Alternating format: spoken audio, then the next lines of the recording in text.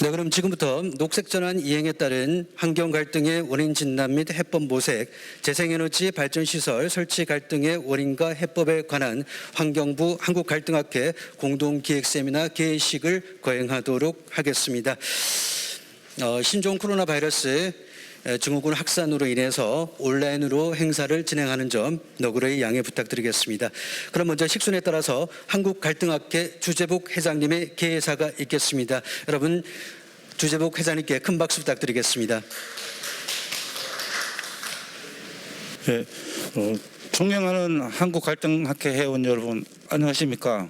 한국갈등학회 회장 주재복입니다. 먼저 코로나19가 확산되고 있는 상황임에도 불구하고 한국갈등학회와 환경부의 공동기획 세미나에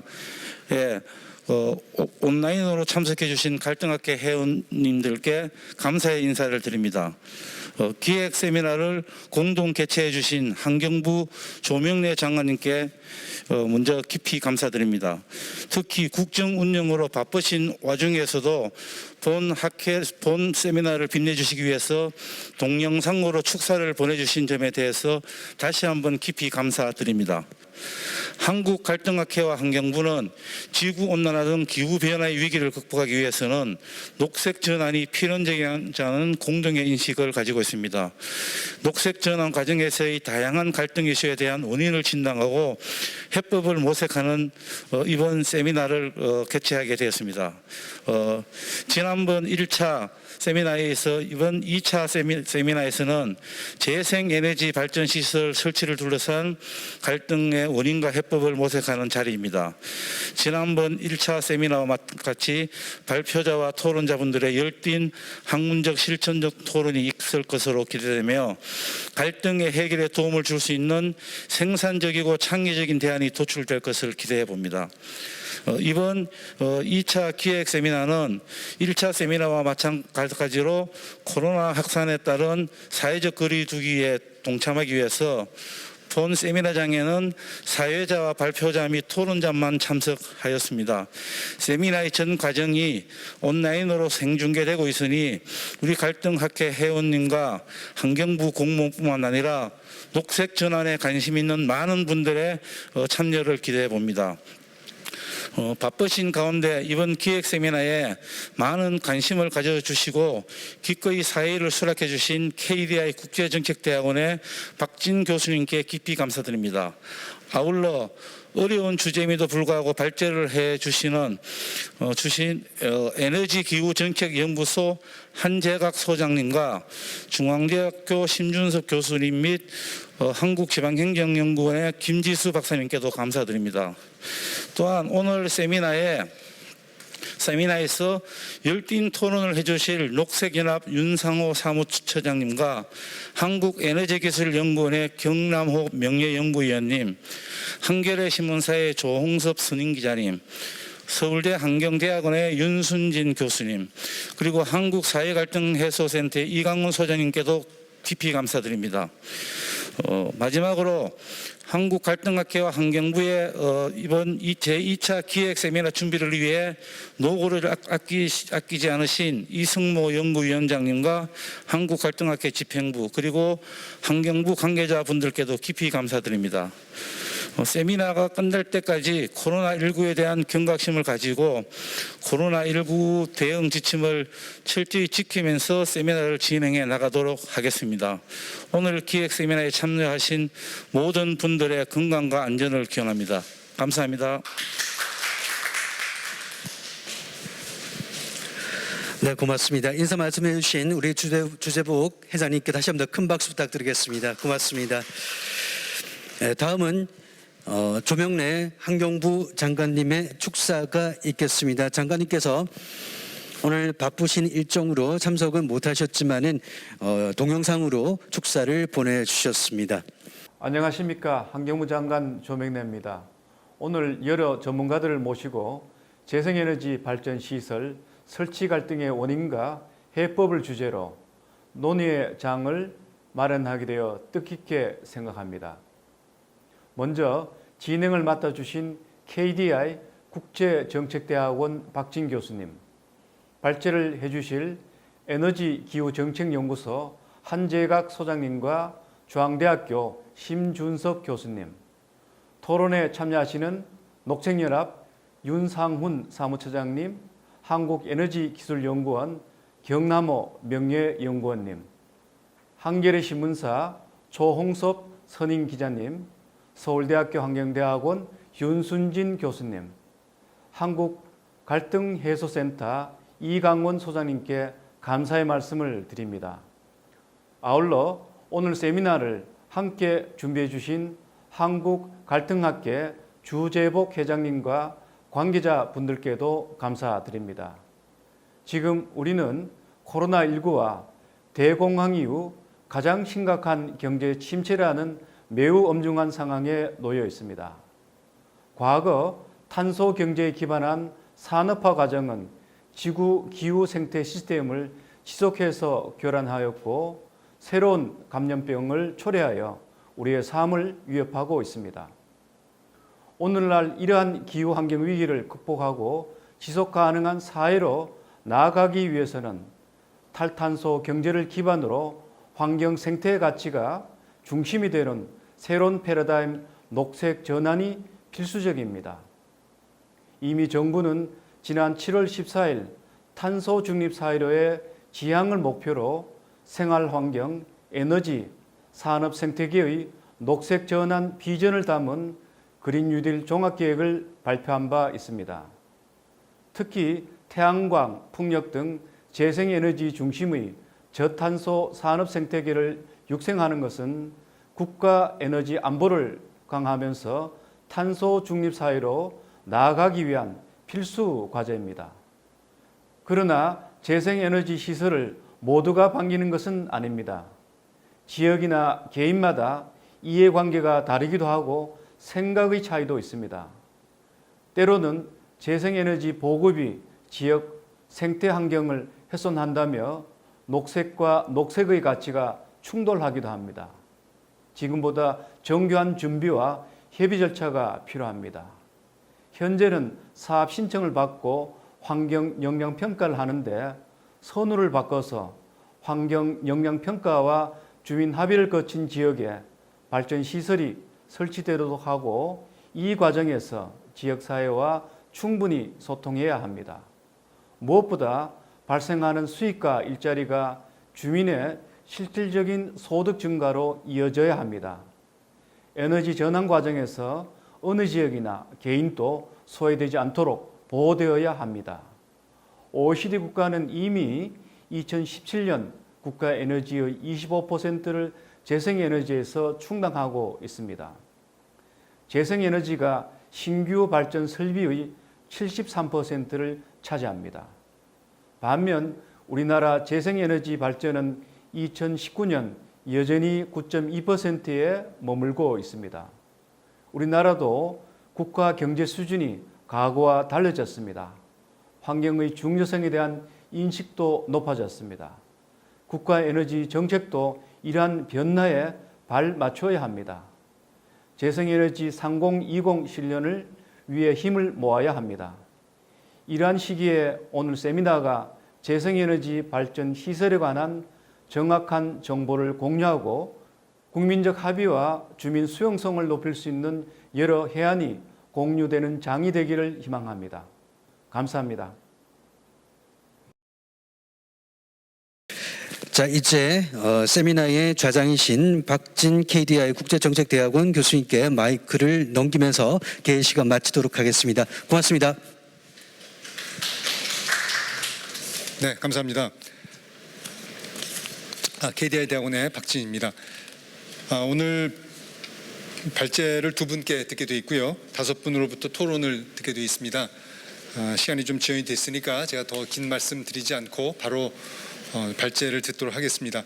아마 발제문은 PPT를 준비하신 것으로 알고 있습니다. 그래서 참석자분들께서는 토론 하시기 전까지 일단 그 자리에서 앉아 계시다가 발제 두 건을 다 들은 후에 앞으로 착석하시는 것으로 그렇게 하겠습니다. 앞에 시간이 조금 지연이 되어 있기 때문에 한 15분 정도 발표해 주시면 어떨까 싶습니다. 조금 넘어도 되지만 20분은 절대 초과하지 않는 것으로 그렇게 부탁을 드리겠습니다. 우리가 오늘 이 토론회를 통해서 구체적으로 얻고자 하는 것이 어떤 구체적인 팩트를 좀 파악하자는 게 하나 있을 것 같고요. 또 그 문제를, 그 팩트를 해결하기 위한 대안을 좀 찾아보자. 크게 이 두 축이 아닌가 싶습니다.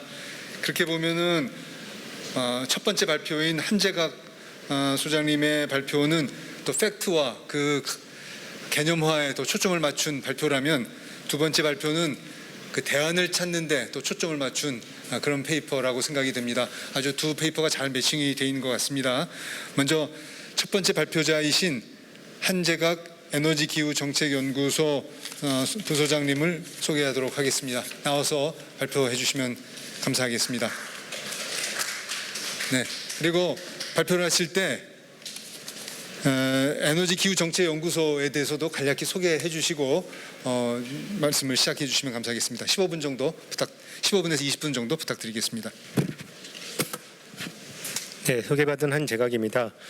저희 연구소는 이제 한 11년 정도 활동하고 있는 시민사회 기반의 그 에너지 기후 쪽에 전문적으로 연구하는 기관입니다. 시간이 부족해서 빨리 진행할 것 같은데요. 하다 보면 뒷부분은 좀 생략해야 될지 모르겠다는 생각이 듭니다. 그리고 이 연구는 한 2017년에 진행한 연구인데 여전히 의미가 있다고 좀 판단이 되고, 또 주최 측에서도 그렇게 평가를 해주셔서 발표하게 됐습니다. 네, 문재인 정부 들어서 이전에도 있었지만 문재인 정부 들어와서 재생에너지가 더 확대 정책에 의해서 여러 지역에서 갈등이 많이 일어나죠. 그래서 그런 갈등을 어떻게 해결할 것인가 관심 사항인데, 기존 접근들이 갖고 있는 여러 한계라고 보여지는 약점 이런 것을 사회 공간론적, 관계론적 접근을 통해서 비판하고 보완해 보겠다라고 하는 것이 요지입니다. 사회 공간론적 이해라는 건 사실 영국의 지리학자인데요. 그 드바인 라이트라는 사람이 한 연구를 사실은 소개하는 거에 가깝습니다. 근데 이 드바인 라이트는 주류적 관점이라고 하는 것에 대해서 비판을 하는데, 주류적 관점이라고 하면 보통 두 가지로 요약을 하는 것 같습니다. 하나는 개발 사업자들이 보는 공간에 대한, 그러니까 재생에너지가 들어가는 입지에 대한 이해인데요. 그러니까 부지 입지라는 관점에서 보는 거죠. 여기가 태양광이 얼마나, 태양 입사량이 얼마나 많은지, 풍력이, 바람이 얼마나 좋은지 등등등의 객관적인 어떤 지역을 본다는 겁니다. 그러면서 어떤 객관성이라는 측면에서 이 부지를 보는 거고요. 그래서 어떤 데는 바람이 안 부니까 안 좋고, 어떤 데는 빛이 많이 들어오니까 좋다, 이런 식의 판단을 하는 것이 주로 개발 사업자나 기술자 이런 쪽에서 본다는 접근이죠.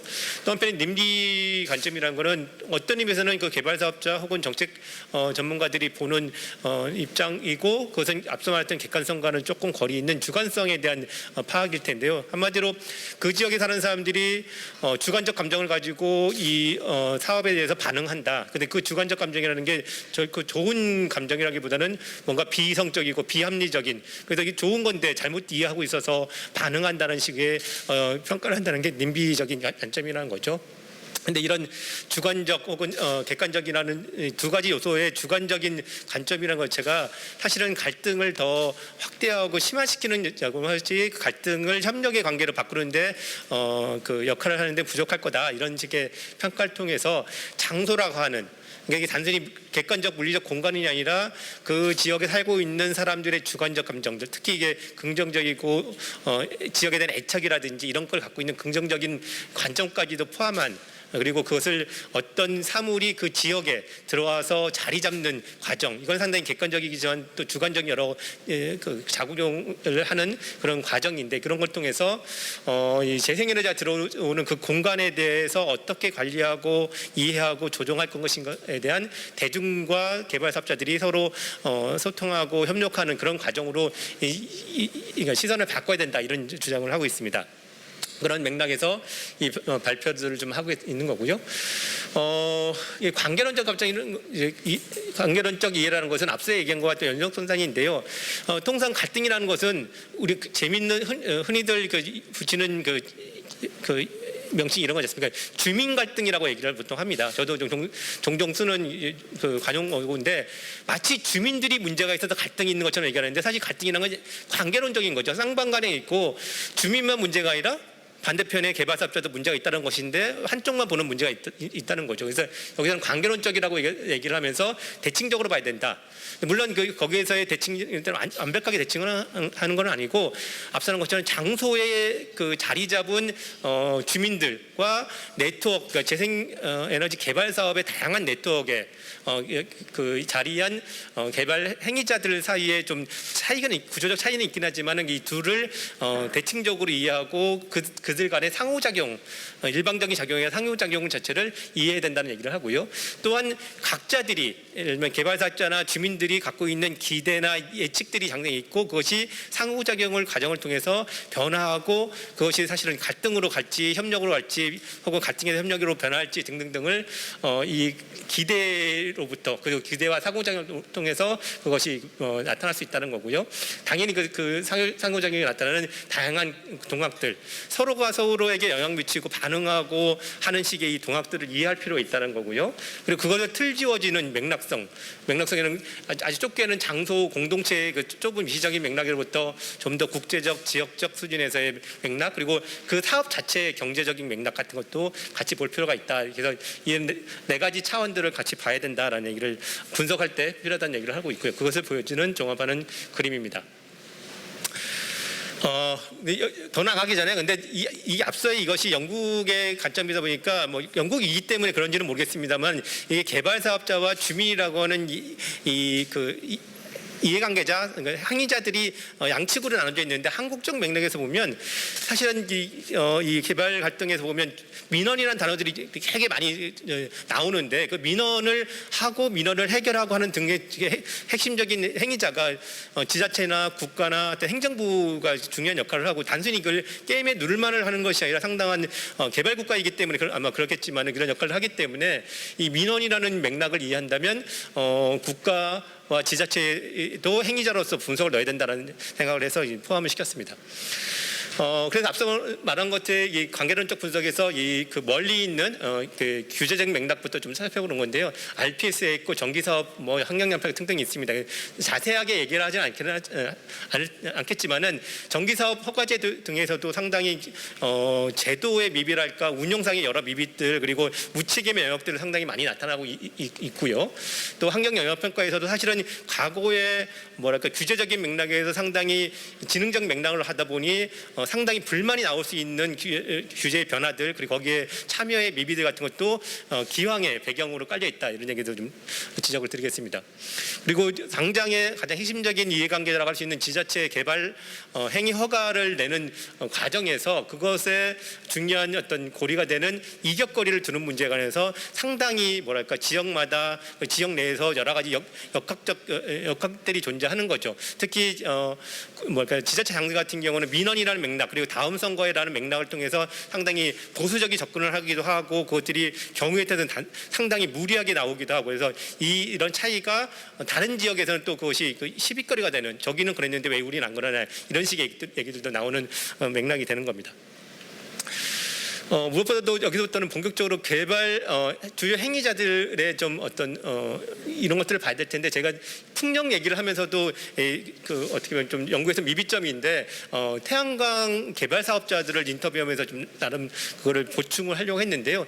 특히 이 디벨로퍼라고 하는 존재가 있습니다. 그러니까 입지를 그 선정하고 민원을 해결하고 각종 이연허가를 거쳐서 하는 이 사람들이 사실은 민원이라고 불리는 그 우리의 맥락의 민원이라고 불리는데 가장 중요한 행위자가 되는데 이 사람들의 인식들을 좀 보면 한번 입지적인 그러니까 그 객관적인 장소로서 입지적인 그런 것도 많이 보입니다. 뭐 바람이 얼마나 부는지 뭐 혹은 일상이 어떤 이런 걸 다 보는데 또 한편에는 상당히 전략적으로 움직여서 그 지역에 어떻게 그 민가가 있는지 없는지 이런 것도 상당히 중요하고 또 물론 한국적 맥락에서는 땅 가격이 가장 중요합니다.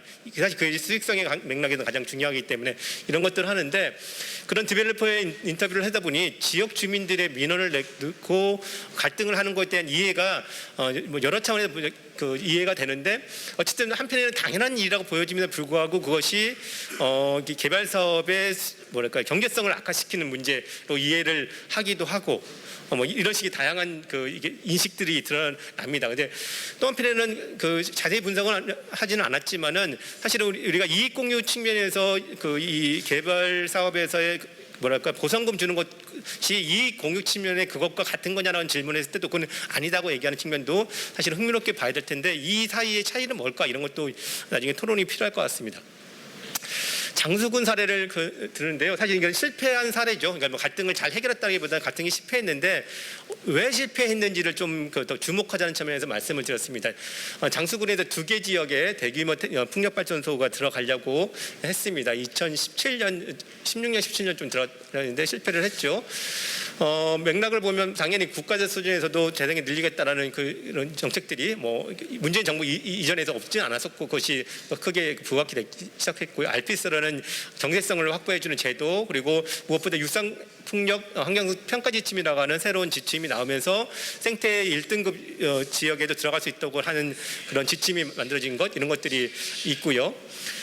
장수군 상황 자체를 또 들여다보면 상당히 농업이 쇠퇴하고 인구가 줄고 우리 전형적인 뭐 쇠퇴 지역들 소멸 지역이라고 불릴 만한 그런 될 수 있는 거죠. 근데 그에 비해서 어쨌든 자연환경이 좋다 등등등 때문에 이촌 인구 귀농 귀촌 인구도 많이 있는 지역이기도 하고 또 한편에는 가야 문화 유적지가 있다고 해서 그런 자부심도 많이 있는 지역이기도 하고요. 개발 사업자들은 어쨌든 거기에 바람이 좋다 이런 식의 어떤 판단으로 해서 거기에 동의서를 구하려고 했고 거기에 남동 발전 같은 그 발전 자회사나 혹은 당연히 그 PF를 만들기 위해서 그러니까 금융을 제공할 어떤 기업들까지 껴가지고 하는 그래서 네트워크 위에 그 개발 사업자라고 하는 맥락이 전형적인 그런 개발 사업자죠. 지자체는 사실은 다른 데에 비해서는 여기서는 상당히 중립적인 역할을 하거나 나중에 그렇게 했는데요. 그러니까 자신들의 관심 자체가 재생에너지와는 별로 무관했습니다. 그냥 관광 농업 이런 쪽에 있었기 때문에 어쩌면 개발 사업자들이 그런 것들이 이질적인 요소였던 것이기도 하고요. 중앙 정부는 어쨌든 정기 허가를 내줘야 되는 상황이거나 혹은 서부지방 산림청 같은 경우는 거기에 대해서 규제적인 권한들을 행사할 것인가 말 것인가 이런 것들에 대한 판단을 해야 되는 거고요. 지역 주민들은 초기에는 개발 사업자들이 아름아름 통상적으로는 지역에 알고 있는 뭐 통장을 좀 어떻게 잘 구슬려서 그 사람들을 통해서 섭외하는 전형적인 모습들을 보여주죠. 그래서 상당히 좀 좋은 얘기들만 하고 있고 거기에 반대하는 어떤 그룹이 나오기 시작하면서 여기가 좀 이렇게 반대 대책이 만들어지기도 하고 그런데 귀농 귀촌 인구들이 상당히 역할들을 했고 또 광역지자체 수준에서의 그것과 연결되어 있는 환경단체라든지 심지어 여기는 자연 조건이 좋다는 이유 때문에 전국 산악연맹 같은 데에서도 연대가 되는 이런 식의 연결고리가 생기기도 합니다. 기대 분석인데요. 개발 사업자는 당연히 엄청난 수입을 가질 거라고 생각합니다. 뭐 한 7, 8년 정도 하면 다 원금을 회수할 뿐만 아니라 총하면 240억 정도, 2,400억인가 정도의 상당한 이익을 20년 동안 얻어낼 거라고 하는 큰 기대가 있었죠. 그리고 그런 정도가 되니 처음에 뭐 상당히 마을 기금도 주고 사람들도 이렇게 잘 구슬리고 어디 다른 지역에 가서 견학도 하고 하면 등등등 하면 잘 이렇게 설득이 될 거다라고 하는 이렇게 낙관적인 기대를 했었던 것 같습니다. 지자체 입장에서는 청정 장수라는 이미지와 그게 어울린가라는 의구심도 있었고 어떤 그리고 그 개발 사업자하고 소통이 잘 안 되다 보니 그들이 무슨 생각을 하는지에 대한 좀 의구심과 불만도 있었던 것 같고요. 중앙 정부는 사실은 지켜봤죠. 지켜보다가 민원이 시끄러우니까 안 되겠구나 이런 생각을 미리 했던 것처럼 보이고요. 지역 측면은 처음에는 상당히 일부 우호적인 반응이 있었다가 반대 대책이 사람들의 적극적인 주장 그리고 이게 사실에 대한 그 공유 등등등에서 이게 뭔가 문제가 있겠구나라는 식으로해서의 반대 여론을 돌아가는 측면인 것 같습니다. 특히 그 중에서는 지역 경제가 뭔가 좋아지겠구나 혹은 세수가 늘어나겠구나 이런 식의 그 개발 사업자들의 어떤 그 일방적인 주장 자체에서 상당히 반박을 하는 얘기들이 많이 나옵니다. 그게 일시적으로 그럴 수도 있고 지역 경제에 도움이 된다 하더라도 누구 그 몇몇 앞장선 사람들만의 이익이지 지역 주민 전체에서는 별 상관이 없다라든지 이런 식의 얘기들이 쭉 나오기도 합니다. 사업자들은 그래서 그 과정에서 뭐 아까 말한 것처럼 그 다른 지역에 가서 견학을 한다든지 혹은 그 귀농 귀촌 인들의 역할들이 강하다 보니 그들을 외지인이라고 하는 프레임을 통해서 이 싸움에서 구축해내려는 이런 식의 시도도 하기도 하고요. 그리고 나중에 들어가서는 저것도 입지도 일부 조정하려고 하는 노력도 보이기도 하고, 또 자기들 남들의 선을 대 가지고 중앙 정부에 로비도 하기도 하고 이런 과정들을 거칩니다. 물론 반대로 주민들은 자기들끼리 모임을 갖고 다른 반대 지역의 이 논리도 듣고 또 중앙 정부의 정치인과도 로비를 해서 또 반대 카운터를 하기도 하고요. 또 외진이라고 하는 그런 프레임, 개발 사업자들의 프레임에 대해서 반대로 너희들이야말로 외지인들이 아니냐 이런 식의 프레임 통해서 반박하는 상호작용도 하기도 하고요. 네, 그런 과정에서 상당히 이 기대들이 변화를 하는데, 특히 주민들의 기대의 변화는 처음에 좀 뭔가 그럴듯한 좋은 어떤 이점이 있을 거라고 생각했던 것보다 급속하게 이게 별 우리한테 도움이 안 되고 피해만 나올 것이라는, 그리고 재생에너지라는 건 자체가 알고 보니까 군청에서 앞장서서 했던 것이 아니라 군청은 잘 모르고 업자가 일방적으로 하는 것더라, 이런 식의 등등등을 통해서 상당히 변화하는 과정을 거치고, 그러면서 전 군민 자체 거의 통장 이장 같이 보수적인 풀뿌리 조직조차도 이 반대 운동에 결합하고 군수도 거기에 지지를 보내는 과정에서 그러니까 군 전체가 이게 반대하는 식으로 입장이 거의 정리되고, 그러니까 정기위원회가 수용성 문제를 통해서 이거를 거부하는 이런 과정이 거쳐 나갑니다. 네, 몇 가지 발견들을 그냥 더 압축적으로 해보면, 사실은 이 개발 사업자가 통상적으로 볼 때는 이 개발 사업자의 어떤 의미에서 실력의 부족도 있는 것 같습니다. 그래서 지역 동맹 군수하고의 소통 같은 게 별로 없었던 것도 있고요. 물론 그게 꼭 좋다라는 얘기를 하는 건 아닙니다만, 또 하나는 가야 문화권이라고 하는 개발 사업자 입장에서는 전혀 몰랐던 맥락들이 중간에 튀어나오는 것들, 이런 것들은 앞서 말한 것처럼 장소의 애착심 이런 것들하고도 연결되죠. 그리고 외부 프레임이라고 했던 어떤 것의 공방의 문제도 있었고요. 그리고 남는 건 지역 주민들 자체 풍력 이슈 자체에 대해서 어떻게 이해할 것인가의 문제가 남습니다. 그래서 사실 대략은 풍력 발전이 다 좋은 건 아니구나라는 얘기도 하나 남고, 그걸 이해하는 방식이 거대 규모와 그리고 소규모 지역 분산적 우리가 소유하는 것, 이런 것 사이에 차이가 있다는 이런 걸 인식을 남기도 하고요. 그럼에도 불구하고 영광으로부터 오는 핵발전소를 거부해야 된다는 이런 맥락에서 그럼 우리는 어떻게 대처할 것인가 하는 지역 에너지 전환이라든지 자리에 대한 고민도 남아 있는 것 같습니다. 만약에 새롭게 전개될 가능성에 대해서 얘기를 해본다면, 이 사업자들이 초기부터 군수라든지 군청 등등등과 충분히 소통하고 과정을 만들었더라면, 또 이 반대 의견에 대한 비전들이 서로 맞추는 과정들을 만들어낼 수 있었다면, 그리고 그 이익들을 체계적이고 정당한 방식으로 공유할 수 있는 방식들을 만들어냈었다면 어땠을까? 이런 논의를 만드는 것은 어떻게 가능할 건가? 이런 토론을 해봐야 될 것 같습니다. 그 다음에 ES팀은 시간이 너무 제한적이어서 그런 맥락에서 ES팀이라는 방식 자체가 주민들과 개발 사업자들의 이해, 기대, 예측들을 서로 교환하고 조정하고 합의를 만들어가지는 체계화된 방법론이라는 것도 있고, 그것을 지금 한국에서 몇 차례 시범하고 있고, 지금 올해도 지금 진행되고 있다, 이런 말씀 정도 드리면서 시간이 부족해서 마치도록 하겠습니다. 네, 감사합니다. 네, 안녕하세요. 저 지방정연구원의 김지수라고 합니다. 네, 이게 언제나 새로운 걸 할 때는 이렇게 좀 어려움이 있기는 한 것 같은데요. 오늘 사실 이 신재생 에너지 발전과 관련된 갈등과 해법에 대한 부분도 어떻게 보면 아주 친숙하면서도 여전히 낯선 지금 이 에너지에 대한 부분의 논란인 것 같습니다. 오늘 제가 발표드릴 내용은 PPT로 제가 준비를 하긴 했는데 준비가 조금 늦어지는 것 같아서 일단 책자를 같이 보시면서 이야기를 들어주시면 될 것 같아요.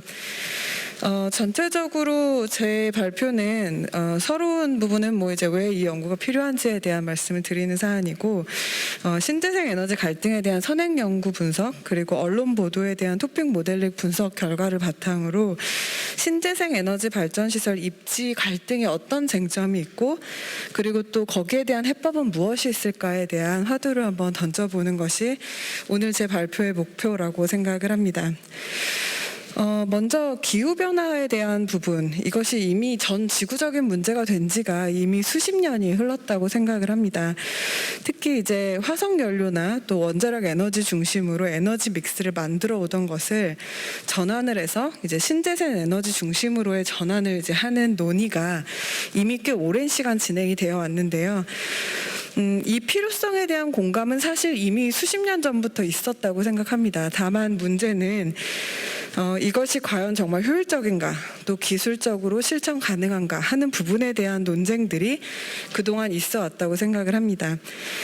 다만 이제 현 정부에 들어서면서 신재생 에너지 발전량을 전체 에너지 믹스의 퍼센테이지 안에서 늘려가는 이제 이런 정책들이 발표가 되었기 때문에 기존과 다르게 이젠 정말 정책으로서 이 부분이 다시 논의되고 있다고 볼 수 있겠는데요. 그럼에도 불구하고 이제 신재생 에너지 발전 시설을 설치하고 또 운영하는 것이 현실화되고 있는 이제 정책 현장에서는 실제 다양한 갈등이 시작이 되고 있습니다. 저희가 가지고 있는 이 신재생 에너지에 대한 공감대와 또 시설의 입지는 또 다른 이제 국면이기 때문이라고 볼 수 있는데요. 그럼에도 불구하고 사실 현재 정책은 이 신재생 에너지 분야에 대한 어떤 진흥, 발전 이쪽에는 굉장히 포커스를 많이 맞추고 있지만 그 시설의 입지로 인해서 발생될 수 있는 갈등에 대한 문제에 대해서는 아직까지 이렇게 깊이 논의되고 있지는 않는 것 같습니다. 그래서 제가 선행 연구들을 좀 살펴보면 먼저 사실 이 신재생 에너지라는 개념으로부터 시작을 해야 될 것 같은데요. 신에너지라고 하면 사실 기존의 화학연료를 변형시켜서 수소라든지 산소 등을 혹은 활용하는 등의 여러 가지 방식으로 에너지를 만들어내는 것이라고 볼 수 있고, 오늘 주제가 되고 있는 이 재생에너지는 햇빛, 물, 지열, 강수 등과 같은 재생이 가능한 에너지를 변환시켜서 그 에너지를 만들어내는 것을 말을 합니다. 그렇다면 사실 재생에너지에 대해서는 사실 굉장히 낙관적인 이미지가 있다고 볼 수 있습니다. 예를 들어서 고도의 기술력이라든지 경제 성장을 의미하고 있는 어떤 신에너지에 대한 이미지라든지 또 재생에너지 같은 경우 환경보호 또 국민의 건강 이런 부분에 있어서는 굉장히 좀 긍정적인 이미지를 가지고 있죠. 근데 이러한 그 대중이 가지고 있는 낙관적인 이미지가 반드시 그 발전 시설이 입지했을 경우에 생기는 그에 대한 주민들의 긍정적인 태도로 연결된다고 보기는 좀 어렵습니다. 바로 여기에서 저희가 지금 직면하고 있는 그 갈등 문제가 이제 나타나고 있다라고 볼 수 있습니다. 기존 선행 연구를 좀 보다 보면 이 신재생 에너지에 대한 어떤 사회적인 수용성을 세 가지로 구분할 수 있는데요. 아까 말씀드렸던 어떤 이미지에 대한 측면이 사회 정치적인 수용이나 이런 부분이라고 보신다면 주민의 수용이라는 것은 또 다른 국면이다라고 보실 수 있겠습니다. 마치 장애인 시설이나 이런 부분에 대해서도 우리가 꼭 필요하다는 사회적 공감대는 있지만 그것이 우리 집 앞에 설치된다고 했을 때는 또 다른 입장을 보이게 되는 그런 현상들과도 연결이 된다고 볼 수 있습니다. 그런데 사실 국내 선행 연구들을 제가 좀 살펴보면 아직까지는 사실상 굉장히 초기 단계의 연구라고 볼 수 있습니다. 여전히 재생에너지 부분에 대한 어떤 갈등이 깊이 있게 분석되거나 한 연구가 많지 않고요. 아마 조금 전에 발표를 보셨던 그 정도의 내용은 굉장히 좀 심층적으로 진행된 아주 소수의 연구 중에 하나라고 볼 수 있겠습니다.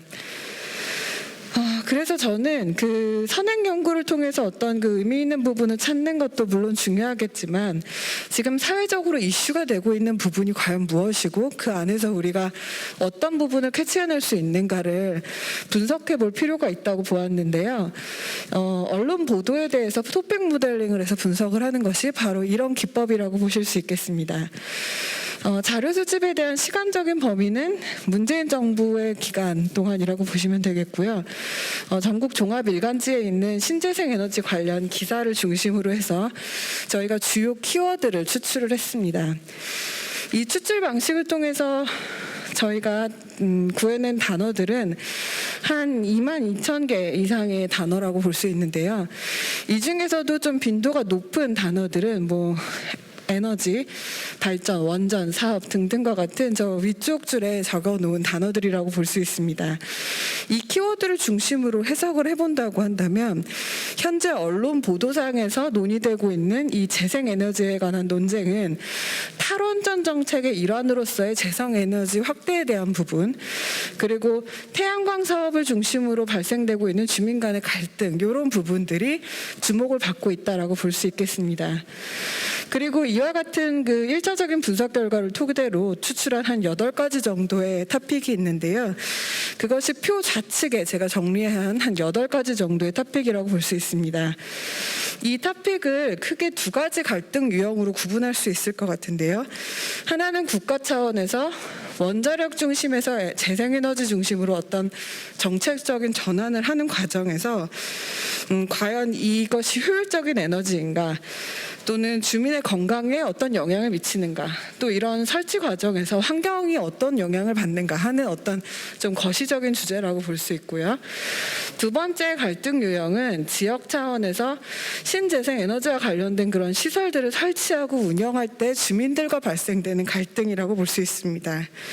그리고 그 갈등의 원인이 무엇이고 어떤 방식으로 해결해야 하는가에 대한 논점이라고 볼 수 있겠죠. 그래서 이런 그 분석 결과를 바탕으로 저는 한 4가지 정도의 갈등 쟁점이 있다라고 보았습니다.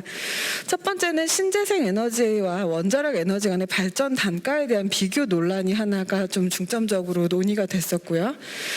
두 번째는 신재생 에너지 발전 인근에 발전 시설 인근에 살고 있는 주민들의 건강과 보건 부분에 대한 위험성 논란이 있었습니다. 세 번째는 신재생 에너지 발전 시설로 인한 환경 훼손의 가능성에 대한 부분이었고요. 네 번째는 태양광이라든지 풍력발전소 설치를 하고 운영을 할 때 주민이 참여하는 절차가 부족하거나 혹은 지원 방안의 모색이 필요하다라는 부분에 대한 논쟁이었습니다.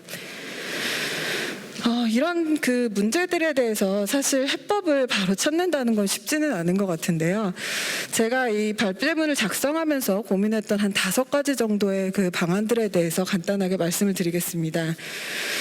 첫 번째로 저는 지금 현재 우리 정부나 혹은 우리들이 공론화를 하고 있는 주제에 대해서 조금 다시 생각해 볼 필요가 있다고 생각하는데요. 특히 이 신재생 에너지 발전 같은 경우에는 사실은 공론화가 굉장히 필요한 사안이라고 볼 수 있습니다. 다만 그 공론화의 방식이 예전에 신고리 5,6호기를 건설하냐 마냐에 대한 선택과 같은 방식의 공론화가 아니라 과연 이 신재생 에너지를 우리가 앞으로 어떻게 보고 또 어떤 정책적인 방향을 잡아갈 것인가에 대한 시나리오 워크숍이라든가 혹은 타운홀 미팅 같은 연구들을 통해서 공론화를 좀 해나가는 것이 필요하다고 봅니다.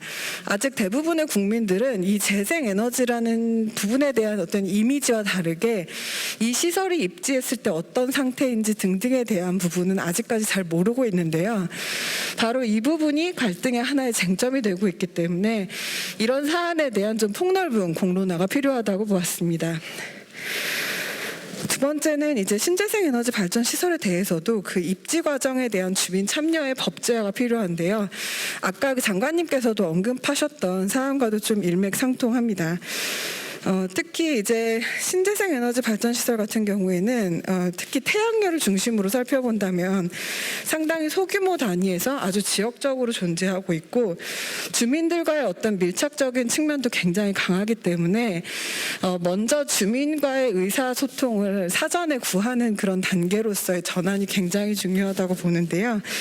이런 부분에 대한 좀 법제화가 필요할 것 같고, 두 번째로는 또 이제 이 태양광 발전 시설 관련해서 지금 현재 자치단체 차원에서 갈등이 굉장히 많기 때문에 여기에 대한 조례 등을 지금 만들어가는 과정들이 발생되고 있는데, 이것이 이제 그 진능을 추구하고 있는 상위법과의 어떤 관계 안에서 적합하냐에 대한 논쟁이 상당히 많이 일어나고 있습니다. 그래서 이런 부분에 대해서도 좀 체계적인 법제화 과정이 이제 필요하다고 봅니다. 또 환경영향평가나 이런 부분 안에서도 그 정확성과 중립성을 좀 제고하기 위한 제도적인 방편, 이런 부분을 같이 고민하는 것이 필요하다고 보았습니다. 세 번째로는 주민 주도로 신재생 에너지 발전 시설을 설치하고 또 운영하는 방안에 대한 모색이 필요하다고 봅니다. 기존의 이제 갈등 사안들을 보면 주로 외부에서 오신 분들이 이 시설을 설치하는 과정에서 기존 주민들과 갈등이 발생되고 있는데요. 사실 이 농어촌 지역은 최근에 고령화 인구 소멸로 새로운 어떤 소득원을 찾는 것들이 중요하고 지역 안에 공동체를 형성하고 이분들이 사회적 경제를 형성하는 것이 좀 의미가 있습니다. 따라서 오히려 주민 주도로 이런 에너지 사업을 한번 도모해 보도록 그렇게 유도를 한다든지 하는 정책적인 노력을 통해서 전체적인 프레임을 한번 다시 바꿔보는 이런 과정이 필요할 수 있다고 봅니다. 네 번째로는 현재 갈등이 진행 중인 지역에 대해서 좀 더 적극적인 개입과 조정이 필요하다는 부분인데요.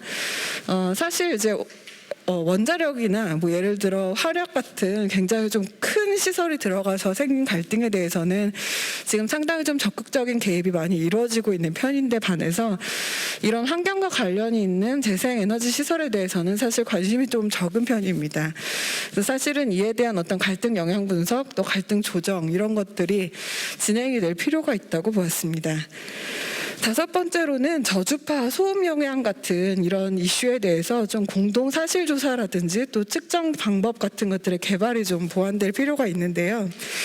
기존의 송전탑의 전자파 문제라든지 원자력 발전소의 또 방사능 문제, 또 공항에서의 소음 이런 부분에 대해서 사실을 확인하고 공유하는 그 과정 자체가 필요한 경우가 있습니다. 특히 재생에너지 시설은 이 부분에 대한 좀 고민이 필요하다고 보는데요. 따라서 주민과 전문가, 사업자들이 같이 참여하는 조정위원회를 만들어서 이런 사실에 대해서 같이 좀 조사하고 확인하는 과정을 거치는 것이 필요하다고 보았고, 특히 이런 그 주제에서 쟁점이 되고 있는 저주파 소음 등과 같은 부분에 대해서 지금 관련 평가 분석 기준에 대한 좀 그 개발이나 발전이 필요하다는 의견이 있는 것을 제가 좀 선행 연구에서 보았습니다. 따라서 이 부분에 대해서도 좀 같이 보완이 된다면 전체적으로 우리가 잘 모르는 것들을 알아가면서 그 정보를 같이 공유하고 또 문제 해결 방법을 같이 찾아갈 수 있는 그런 그 방법이 될 수 있지 않을까 하는 생각을 해보았습니다. 그래서 오늘 발표는 제가 여기까지 드리겠습니다. 감사합니다.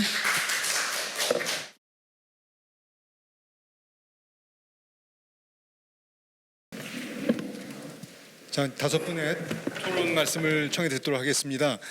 각 토론자분께서는 한 7, 8분 정도 말씀을 해주시면 되겠고요. 말씀 후에 또 공통의 토론 주제를 꺼내서 같이 거기에 대해서 자유롭게 종합 토론을 벌이는 시간을 좀 갖도록 하겠습니다. 물론 발제하신 두 분께도 다시 말씀 청하고 의견을 나눌 기회를 드리도록 하겠습니다.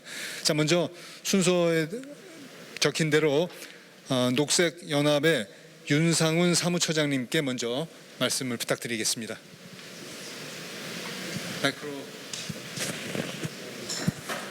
네.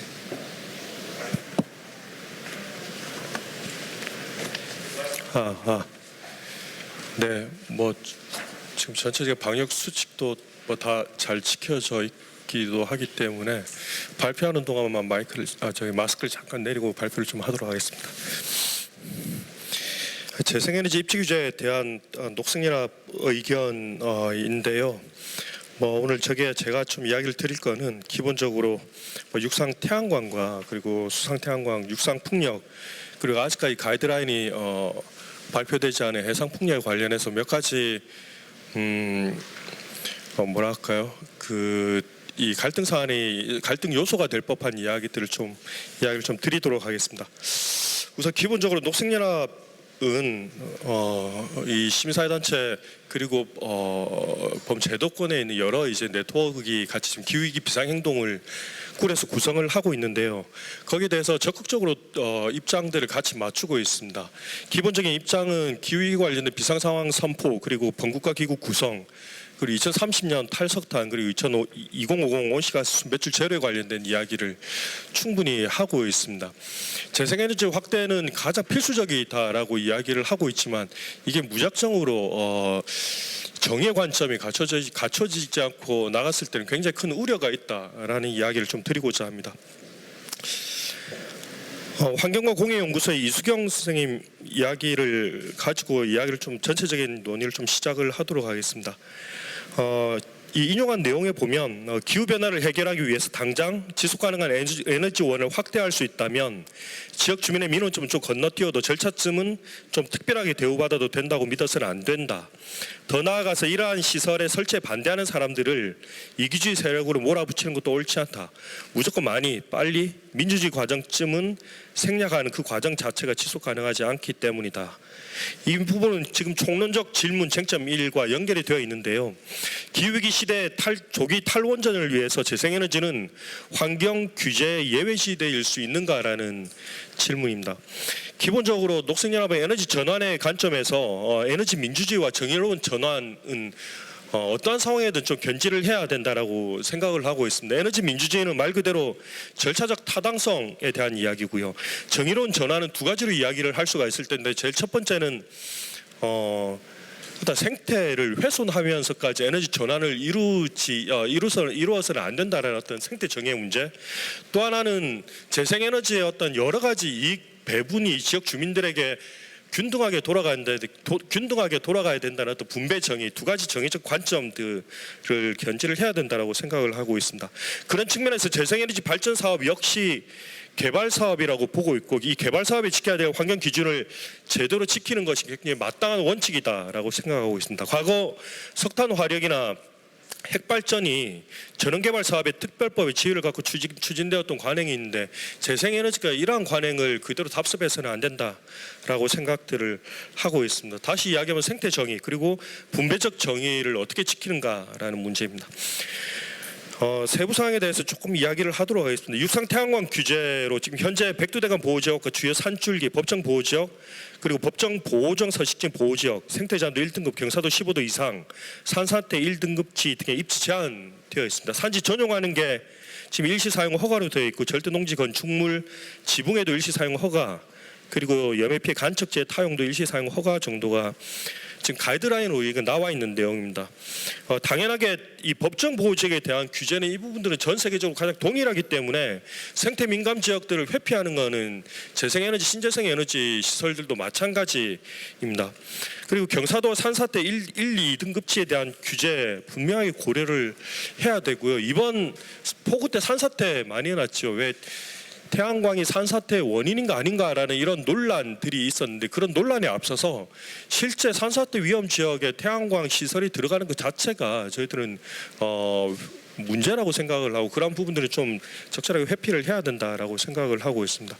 경사도 15도 이상에 대한 규제도 일정 부분 당연하다고 생각을 하고요. 과거 산지 전용 문제를 지금 일시 사용 허가로 바꾼 부분들은 이 산지 전용이 이루어지면서 이 부분들을 잡종지로 전환시키고 토지 거래들이 불법적으로 이루어지는 사항들에 대해서 막기 위한 조치라는 것들은 알만한 사람들 다 알고 있는 내용들입니다. 그리고 산림과 일각에서 산림과 태양광의 온실가스 감축 효과에 대한 비교들을 하면서 이 산에 나무를 심는 것보다 태양광을 설치하는 것 자체가 뭐 심지어는 100배 이상의 어떤 온실가스 감축 효과가 있다라는 이야기를 하는데 사실 그 부분들은 두 가지 비율을 하는 것 자체는 사실은 근본이 좀 맞지 않다라고 생각을 하고 있고 좀 더 나아가서 예를 들면 나무를 산림을 조성해야 될 곳에 태양광이 들어서는 것들 굉장히 당연하게 이야기하는 부분들에 대한 우려들도 좀 있습니다. 수상 태양광에 대한 이야기를 잠깐 좀 하도록 하겠습니다. 지금 이 저수지와 담수호에서 수상 태양광 점유 면적 제한을 전면 폐지한 것 이 부분에 대한 문제들도 좀 있다고 생각을 합니다. 저수지와 호수가 이 에너지만을 위한 공간이 되어서는 곤란하고 그 자체로 뭐 수질, 수생태, 경관을 고려를 했을 때 이 저수지 담수의 그 기능 자체가 또 있다고 보고 있습니다.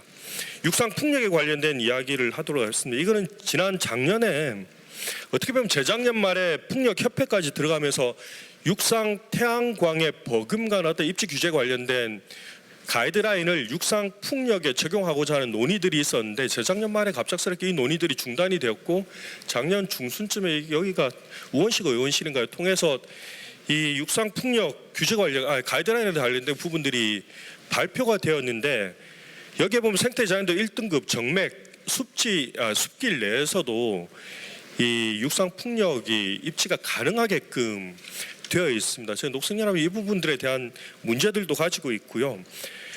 육상 풍력에 대한 입지는 백두대간이나 그 정맥, 그 생태 민감 지역이 아니라 기훼손지나 독립산지, 분지맥을 우선 염두에 한다는 어떤 원칙들을 가지고 있고, 당연하게 생태자연도 1등급지에 대해서는 배제가 원칙이다라고 생각을 하고 있습니다. 숲길은 대체 불가능한 지역사회 역사, 문화자원과 생태, 경관이 고려된 노선이므로 지역의 생태가 관광과 연결되어 있다는 점 고려할 때 이 부분도 육상 풍력을 설치하는 입지하는 부분들에 대해서 굉장히 신중해야 된다라고 생각을 하고 있습니다. 쟁점 5번, 5번째로 신재생에너지 공급 인증서, 그러니까 REC 조정에 관련된 부분들인데, 앞서 임야 태양광 가중치 조정으로 산지에서 난개발 억제하는 것은 당연히 또 필요한 조치다라고 생각을 하고 있고요. 새만금 간척지 관련된 사례들을 좀 보는데, 지금 새만금 외에 해상풍력 1기가와트, 태양광 2.8기가, 풍력 0.1기가, 연료전지 0.1기가 포함해서 4기가와트의 규모로 지금 태양광, 풍력, 신재생 에너지 입지가 예정이 되어 있는데, 지금 올해는 새만금 내에 해수 유통에 대한 부분들을 결정하는 시기이기도 합니다. 과거 이제 군산, 김제, 부안 지역의 만경강, 동진강에서 발생하는 어떤 오염 물질을 잡을 수 있는가라는 게 새만금 수질의 논란의 핵심이었고, 지금 상황에서도 그 수질을 정확하게 잡지 못하고 있는 상황이기 때문에 해수 유통에 대한 요구들이 끊임없이 일어나고, 그 해수 유통에 대한 부분들은 그 새만금 내에 대한 갯벌들을 일부라도 살릴 수 있는가라는 부분들하고 또 연결이 되어 있습니다. 그렇기 때문에 이 해수 유통, 그리고 갯벌 보존, 그리고 조력 발전을 염두한 수상 태양광 위치를 정해야 되지 않는가라고 이야기를 하고 있고요. 기본적으로 대규모 단지 건설보다는 소규모 지역 분산형으로 설계되어야 된다는 데 대해서 녹색연합이 생각을, 그런 입장을 가지고 있습니다. 그리고 해상풍력에 대한 지금 가이드라인이 아마도 한국해양수산개발원인가요? 그리고 KI에서 가이드라인을 지금 검토를 하고 있고 올 하반기에 발표될 거로 지금 예상이 되고 있는데, 최근에 제주 대정 해상풍력 발전이 문제가 되었죠. 제주 같은 경우에 해안선에서 1km만 이격이 되어도 해상풍력이 건설하게끔 자체 조례로 지금 되어 있는 상황입니다. 하지만 국제적으로 보면 지금 12해리 최소 20km 이상 이격되는 부분들에 대해서는 다들 대체적으로는 동의를 하고 있는데, 이 12해리 이내에서는 실질적으로 주요 어장의 문제, 항로의 문제, 경관의 문제, 해양생물 서식지 등등의 문제들이 얽혀 있기 때문에 이 20km 해안선으로부터의 이격하는 문제들은 앞으로 해상풍력 입지 가이드라인을 정할 때 좀 충분히 고려해야 될 사항이 아닌가라는 생각을 하고, 그런 측면에서 향후에는 해상풍력 역시 지금 부유식이 적극적으로 도입이 돼야 된다라고 이야기들을 하고 있습니다. 네, 짧은 시간에 여러 가지 이야기들 좀 드리긴 했는데 거의 제목만 말씀드린 것 같아요. 이 정도로 정리를 하도록 하겠습니다. 네, 감사합니다. 오늘 우리가 논의해야 할 주제를 크게 두 가지로 압축을 한다면, 신재생에너지 시설 설치가 환경과 그 주변 주민들의 건강에 어떤 영향을 미치는가, 그것을 어떤 시각으로 봐야 하는가 하는 게 하나의 주제가 있을 것 같고요. 또 하나는 그 과정에서 주민들과의 합의 형성을 어떻게 할 것이며 어떻게 그 문제 갈등을 해결할 것인가 하는, 크게 이 두 가지로 요약이 된다고 생각이 됩니다. 오늘 처음 이제 말씀을 해주신 녹색연합의 윤상훈 처장님께서는 주로 앞쪽의 논의에 초점을 맞춰서 말씀을 해주셨습니다. 주로 환경 문제, 신재생 에너지라는 명분으로 환경 훼손을 정당화할 수는 없다. 주로 이런 입장에서 말씀을 해주셨습니다. 자, 두 번째로는 한국에너지기술연구원의 명예연구원으로 계신 경남호 박사님을 모셔 말씀을 듣도록 하겠습니다. 참고로 경남호 박사님께서는 풍력에너지 전문 컨설팅 업체도 운영을 하고 계신다는 점에서 보면 앞서 말씀하신 우리 윤상훈 사무처장님과 또 좀 다른 차원의 얘기들을 해주실 수 있지 않을까 그런 생각도 듭니다. 한 말씀 부탁드립니다. 7, 8분 내로. 네, 감사합니다. 한국에너지기술연구원 명예연구원으로 있고요. 또 벤처기업 위번스도 운영하고 있습니다. 네, 저는 한국에너지기술연구원에서 약 20년간 풍력을 해왔고요. 뭐 풍력 발전기도 만들고 육상 풍력 단지도 만들어 보고 해상 풍력 단지도 제가 우리나라에서는 처음으로 만들어 봤죠. 이 주제가 저는 되게 흥미로웠습니다. 저 일을 추진하는 과정에 갈등이라든지 이런 게 뭐 사실은 많았기 때문에 보면 뭐 장관님 말씀하신 것처럼 녹색 에너지로 가는 건 세계적인 추세고 트렌드입니다. 안 갈 수는 없고요. 근데 여기 나온 주로 주제가 이제 환경적으로 어떤 문제가 있느냐, 또 주민 사이의 갈등 문제, 주민과 개발자의 관계, 또 중앙 정부와 지방 정부의 관계도 있고요. 또 중요한 건 부처 간 갈등도 있습니다. 그거는 뭐 나중에 다루겠지만 제가 시간이 길지 않으니까 제 사례를 한번 말씀드리겠습니다. 제주도의 그 해상풍력 발전단지를 개발하면서 사실은 해외 여러 자료를 조사를 했었고, 제가 그때 듣기로는 제일 먼저 해야 되는 게 SIA, 소위 말하는 Social Impact Analysis였습니다. 이걸 단지를 조성하면서 사회적으로 어떤 영향을 미치냐 하는 거죠. 그 다음에 이제 실제 개발할 때 되면 EIA죠. Environmental Impact Analysis인데 환경 영향 평가죠. 아까 언급하셨지만 이 환경 영향 평가도 해상이 되면 보고서가 수천 페이지가 나옵니다. 이따만합니다.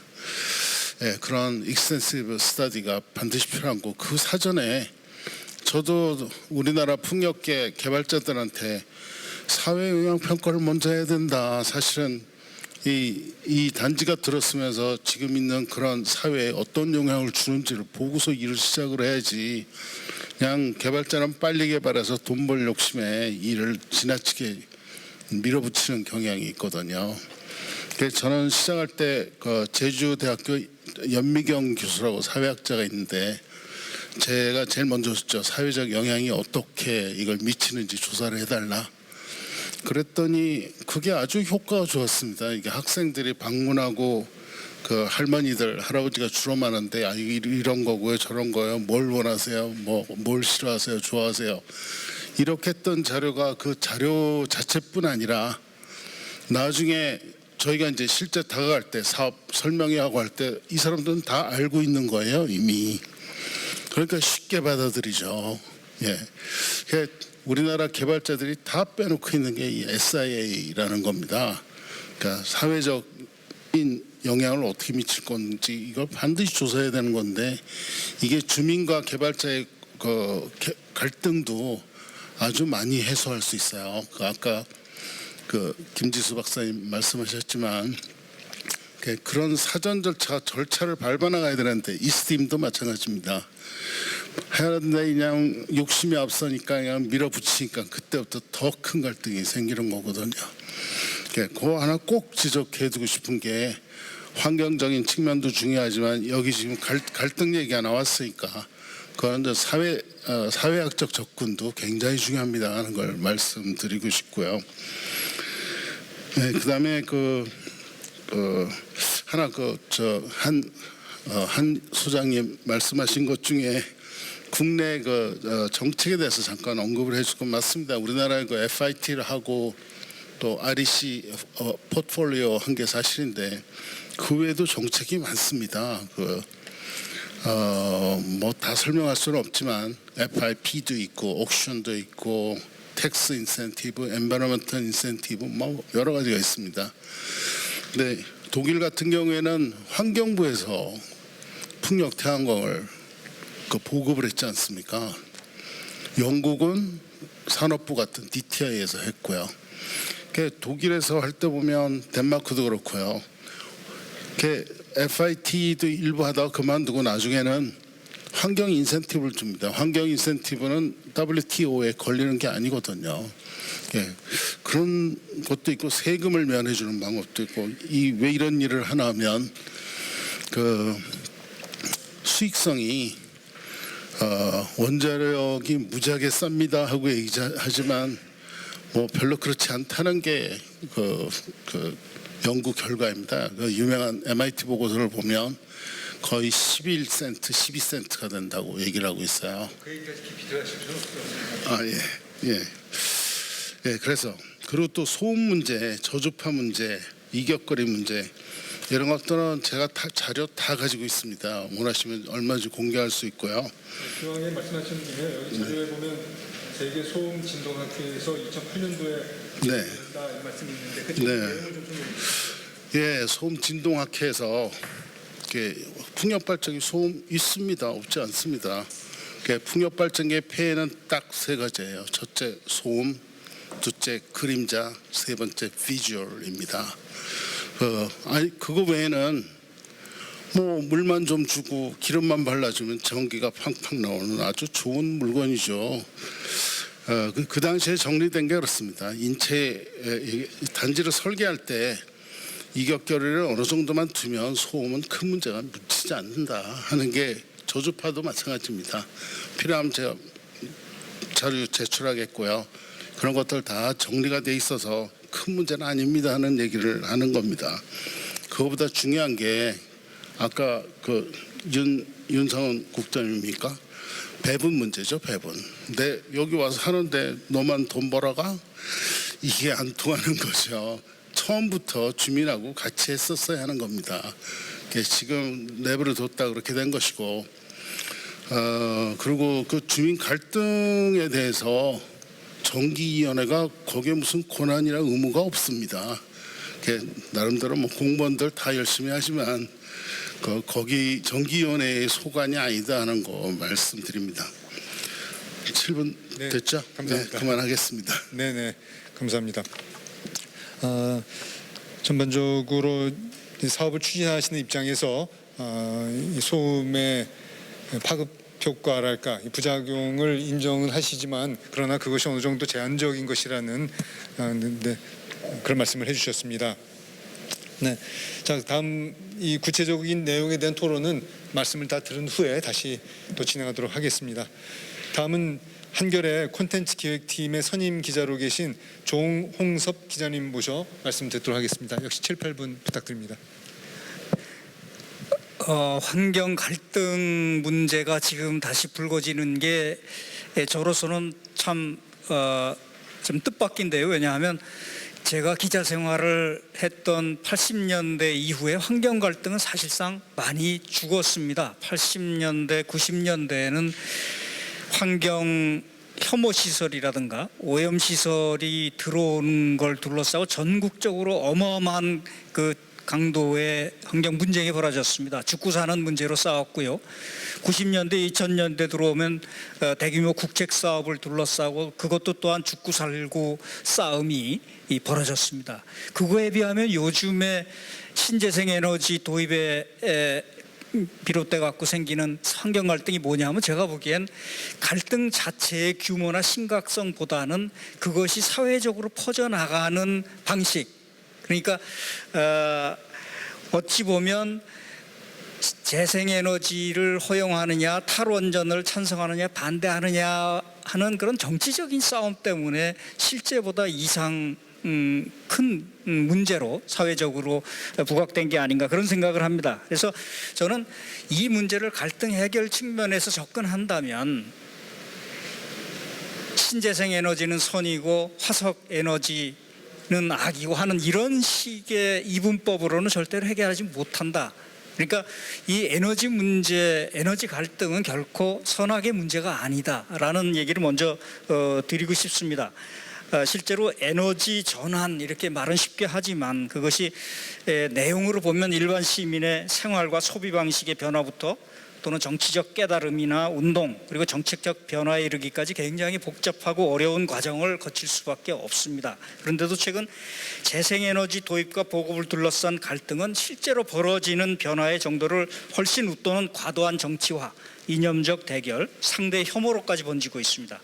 그래서 타협과 협상, 설득과 교육, 참여와 실천의 지난한 과정을 흑백 논리에 기댄 대결로 풀어나갈 수는 없다. 그런 말씀을 먼저 드리고 싶습니다. 그래서 제가 보건대는 에너지 문제가 이렇게 진영 대결의 양상을 띠면서 갈등의 골이 필요 이상으로 깊어집니다. 서로 간에 인정하는 공통 분모만 가지고 확대해도 갈등이 해결될까 말까 한데 서로 차이만 극대화시키고 이 과장하고 대결을 벌이면 절대로 그건 이 갈등 해결이 안 되죠. 그런 점에서 예컨대 제가 여기 하나 예를 든 게 신문 기사에서 원전 찬성, 원전을 더 짓자 이렇게 얘기하면 될 거를 탈원전 반대, 탈원전 폐기. 그건 신문의 기사로서는 이거는 있을 수 없는 제목이거든요. 왜냐하면 일반인이 들어서 무슨 말인지 이중부정을 하는데 그걸 한 번 읽고 아는 사람이 어디 있겠습니까? 이거는 바로 지나친 정치화, 그러니까 정부 비판에 급급했지 에너지 문제, 에너지 갈등 문제 해결에 기여하자는 뜻은 전혀 없는 것 같다는 생각이 듭니다. 그리고 두 번째로는 이제 이 지역 차원에서 봤을 때 제가 보기에 이런 에너지 갈등에서는 이 단호한 이해관계자, 소수의 단호한 이해관계자를 어찌할 것인가 하는 문제를 해결해야 한다고 봅니다. 우리가 에너지 문제 아니라도 최근에 벌어지는 여러 가지 정치적인 갈등이라든가 또는 최근에 의사 파업이나 전광훈 목사 파문이나 이런 것들 모두 봐서도 소수의 핵심적인 단호한 그런 의견이 이 전체 공동체를 흔드는 그런 양상을 보이는데, 사실은 에너지 갈등에서도 그런 문제가 전체를 좌우할 가능성이 많습니다. 그런데도 많은 경우에는 그런 문제가 별로 중요한 걸로 여겨지지 않고 맨 마지막으로 뒤로 미루다가 사태를 덧치는 경우가 있는 게 아닌가. 그리고 더 중요한 거는 그런 이 아주 맹목적으로 단호한 사람들을 처음부터 대화의 상대로 두지 않는 자세가 문제를 더 나쁘게 만든다는 얘기입니다. 그러니까 상대의 무지를 탓하고 비과학적이라고 그러고 조롱하고 하는 그런 식으로 접근한다면 결국은 사업 전체를 망치는 식으로 돌아올 것이다. 그래서 이해관계자의 잘잘못을 떠나서 그들을 어떻게 공론의 장으로 끌어들이는가가 매우 중요하다. 그리고 처음부터 그런 사람들을 끌어들일 수 있도록 이 정보를 투명하게 공개하고 참여를 이끄는 그런 제도를 만드는 이런 게 꼭 필요하다는 생각이 듭니다. 세 번째는 한 가지 덧붙일 게 있다면 바로 이 소수의 핵심적인 이해관계자와 관련해서 제가 제일 걱정이 되는 건 앞으로 정부가 그린 뉴딜 정책하고 맞물려서 앞으로 대대적으로 추진할 해상풍력과 관련해서입니다. 그러니까 해상풍력 발전으로 피해보는 사람은 어업인들도 전부가 아니고 그중에 어선어민 일부입니다. 맨손어업이나 마을어업 종사자의 상당수는 오히려 보상금이 더 크다고 생각할 수도 있습니다. 그래서 그런 일부 소수의 사람들에게 어떻게 할 것인가 이 문제도 중요하고요. 또 이 해상풍력이라는 거는 어찌 보면 이 소유자가 없는 땅 같고 그렇지만 사실은 공공의 공간이라는 것이 모든 사람이 다 소유권을 주장할 수 있는 겁니다. 예컨대 소수의 어선어민뿐만 아니라 소수의 도시어민도 관심을 가질 수 있고, 또 어떤 거기에 태풍 같은 게 불 때 큰 배가 그쪽으로 피하다가 사고가 나서 큰 해난 사고가 날 가능성도 있는 거고, 또 풍력발전 시설 자체가 화재가 나면 또 굉장히 드라마틱하게 사회적으로 큰 문제가 될 수도 있습니다. 그래서 사실은 해상풍력으로 이 어떤 재생에너지 실적을 다 채우려고 하지만 그것도 만만한 대안이라고 쉽게 보면 안 된다고 생각합니다. 세 번째는 신뢰와 규모의 문제를 말씀드리고 싶은데요. 네. 사실은 이번 그 해상풍력에 관한 정부의 정책에서 보면은 어떤 내용이 들어있냐면 덴마크 사례를 예를 듭니다.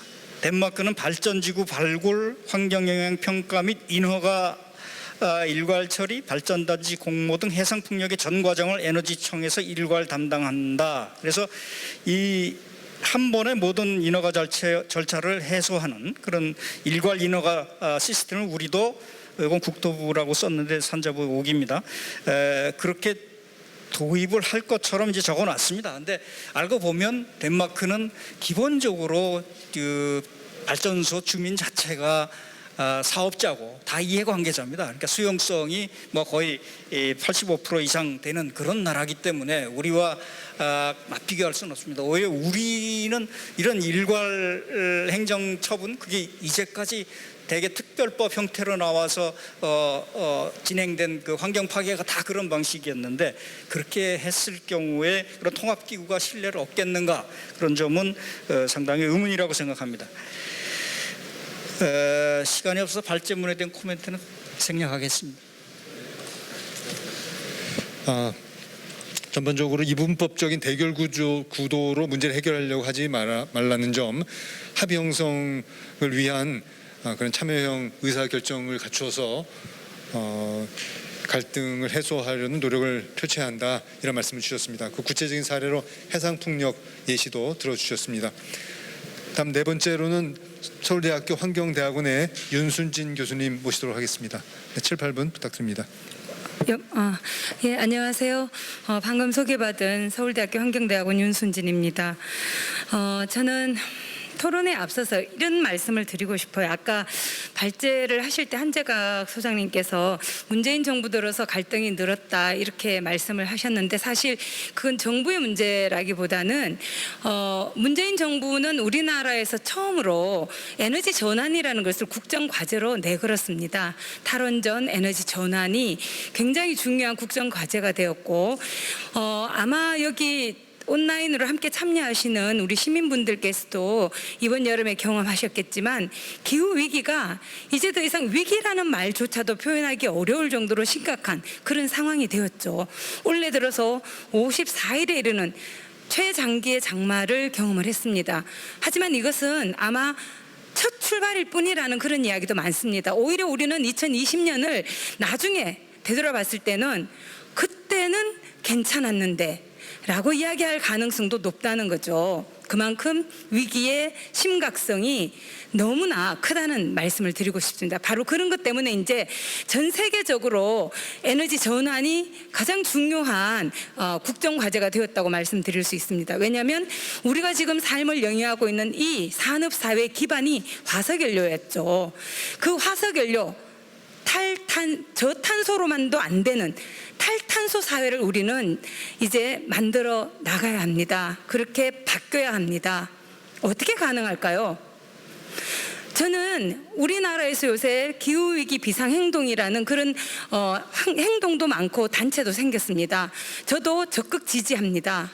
문제는 정말 우리가 그에 상당하는 비상행동을 지금 하고 있느냐, 도대체 비상행동이란 무엇이냐, 여러 가지 이야기 많이 합니다. 저는 우리나라에서 기후변화 문제에 대해서 연구한 학자들 중에 아주 그 선구자에 속한다고 생각을 합니다. 왜냐하면 제가 석사, 박사 논문을 다 기후변화에 대해서 썼고요. 2000년에 제가 귀국했을 당시에 기후변화가 우리나라에 그렇게 많이 회자되던 시절이 아니었습니다. 그래서 저는 그때부터 시작해서 기후위기의 심각성을 계속 이야기하는 대중강연도 많이 하고 그것을 위해서는 에너지 전환이라는 게 너무나 중요하다는 그런 말씀을 드렸고 또 사회영향평가의 중요성, 환경영향평가만이 아니라 사회영향평가의 중요성과 더불어서 환경정의, 에너지 정의에 관해서 저는 저 개인적으로는 나름대로 연구도 많이 하고 강의도 많이 하고 고민도 많이 했습니다. 근데 지금은 너무나 정말 심각한 상황이 되어서 이 비상 상황에서 우리가 정말 무엇을 어떻게 해야 될까 굉장히 걱정이 많습니다. 예를 들어 봅시다. 우리나라만이 아니라 지금 전 세계적으로 기후 위기에 의한 재난들이 이미 많이 시작이 되었죠. 캘리포니아주 아니 연결돼 있어요. 아까 연결돼 있어요. 캘리포니아 주에 지금 화재가 났어요. 우리나라 국토의 5분의 1 정도가 지금 불에 탔고 호주 우리나라 국토의 절반이 불에 탔습니다. 호주에서 죽은 동물만 해도 50억 마리입니다. 제가 드리고 싶은 말씀은 기후위기가 너무나 심각한 이 상황에서 정말 무엇이 환경을 위하는 것이고 우리 삶의 지속 가능성을 위하는 길인가입니다. 제가 그래서 말씀을 드립니다. 재생 가능 에너지를 둘러싼 갈등이 너무나 많아지고 있어요. 왜냐? 예전에 화석연료와 원자력 중심의 에너지 체계에서는 그런 시설들이 들어가는 동네가 몇 군데 없었습니다. 그렇기 때문에 아무리 그게 심각하다 하더라도 그 몇 지역에서만 문제였죠. 대부분의 사람들은 그런 설비 없이 생활하고 그냥 전기를 받아 쓰기만 했습니다. 근데 이제는 재생 가능 에너지는 분산적인 에너지 전원이어서 모든 지역에서 소비가 이루어지는 곳에서 생산이 이루어져야만 한다고 저는 생각을 합니다. 누구도 무임승차자가 될 수는 없습니다. 비용을 지불해야 됩니다. 그런데 이렇게 살지 않았던 지역들에 이런 시설이 들어가니까 엄청나게 반대가 있고 또 그 과정이 민주적이지 않았기 때문에 더욱더 문제가 됐던 거죠. 그래서 지금 정부에서도 많은 지금 오늘 예를 들었던 장수 같은 경우에는 2016년 사례고요. 지금은 주민설명회라든지 또 사전 예고제 같은 경우는 10월 1일부터 지금 전기사업법이 개정이 돼서 지금 시행이 될 예정입니다. 그리고 협동조합법도 만들어졌고 지역 주민이 참여하는 경우에는 REC라는 게 있는데 그 가중치를 0.1에서 0.2까지 더 주게 돼 있어요. 그만큼 주민 참여적인 방식으로 나가자는 것이죠. 저는 오늘 두 분의 발제에 대해서 동의하면서도 제가 좀 더 여러분들에게 생각해 보시기를 권하는 것은 뭐냐면 개발업자들은 나쁘고 주민들을 꾀는 존재이고 지역 주민들은 다 선하고 아무런 다른 님비적인 요소가 전혀 없는 그런 것도 님비를 비판하는 것만큼이나 문제가 있는 사고일 수도 있다는 거예요. 이제는 누구든지 이런 일에 다 동참을 해야 되고 거기로부터 발생하는 이익을 나눠 가지면서 혜택 또한 나눠 가지고 책임도 함께 져야 되는 세상이라고 저는 생각을 합니다. 제가 자료집에 올려놓은 걸 좀 보시고 그냥 한마디만 말씀드리고 마치겠습니다. 저는 이제는 분산적인 전원이 기술이 그만큼 성숙된 사회이기 때문에 어떤 지역도 어떤 주민도 다른 지역이나 다른 사람들이 생산해오는 전기에 의존만 하면 안 된다고 생각합니다. 무슨 얘기냐? 기초지자체 단위에서조차 전력 자립을 해야 된다고 생각을 합니다. 왜냐? 이제는 더 이상 우리 지역에는 그런 게 못 들어온다는 게 아니라 그 지역에 태양광 풍력 갈 수 있는 거 다 가야 된다고 생각합니다. 이게 과학적으로는 지금 해가 별로 없다고 알려져 있어요. 그래서 그런 과정에서 주민들을 설득하면서 함께 이야기하면서 동참하게 하고 가치에 대한 공유를 이루면서 왜 우리가 이렇게 나아가야 되는가에 대해서 함께 동의하는 과정을 거쳐서 함께 참여하고 함께 이익을 나눠가지고 함께 책임을 지는 사회로 바꿔야 된다고 생각을 합니다. 근데 이게 그냥 말로만 머무르면 안 되죠. 기초지자체별로 강력지자체별로 전력 자립도를 요구하고 그것을 달성한 지자체에 관해서는 지원을 해주고 좀 더 그렇지 않은 지자체는 불이익을 주고 그리고 전기요금도 전력 자립도에 따라서 요율을 달리해서 부과해야 된다고 생각합니다. 상하수도 요금 지역마다 다 다릅니다. 쓰레기 처리 비용 다 다릅니다. 전력요금도 달라야 된다고 생각합니다. 전력시설이 더 많이 들어간 지역은 훨씬 요율이 낮아야 되고 하나도 없이 남이 생산해놓은 걸 가져다만 쓰는 데는 더 내야죠. 물이용 부담금하고 같은 논리입니다. 이제는 비용에 대해서도 부담하겠다는 자세를 반드시 모두가 가져야 된다고 생각합니다. 이런 관점에서 우리가 좀 더 접근했을 때 지역 주민도 좀 더 잘 설득하고 권리와 책임을 함께 나누는 방향으로 기후위기 시대에 함께 연대하고 협력해서 이 문제 좀 더 본질적으로 다가서기를 기대해 봅니다. 감사합니다. 네, 감사합니다.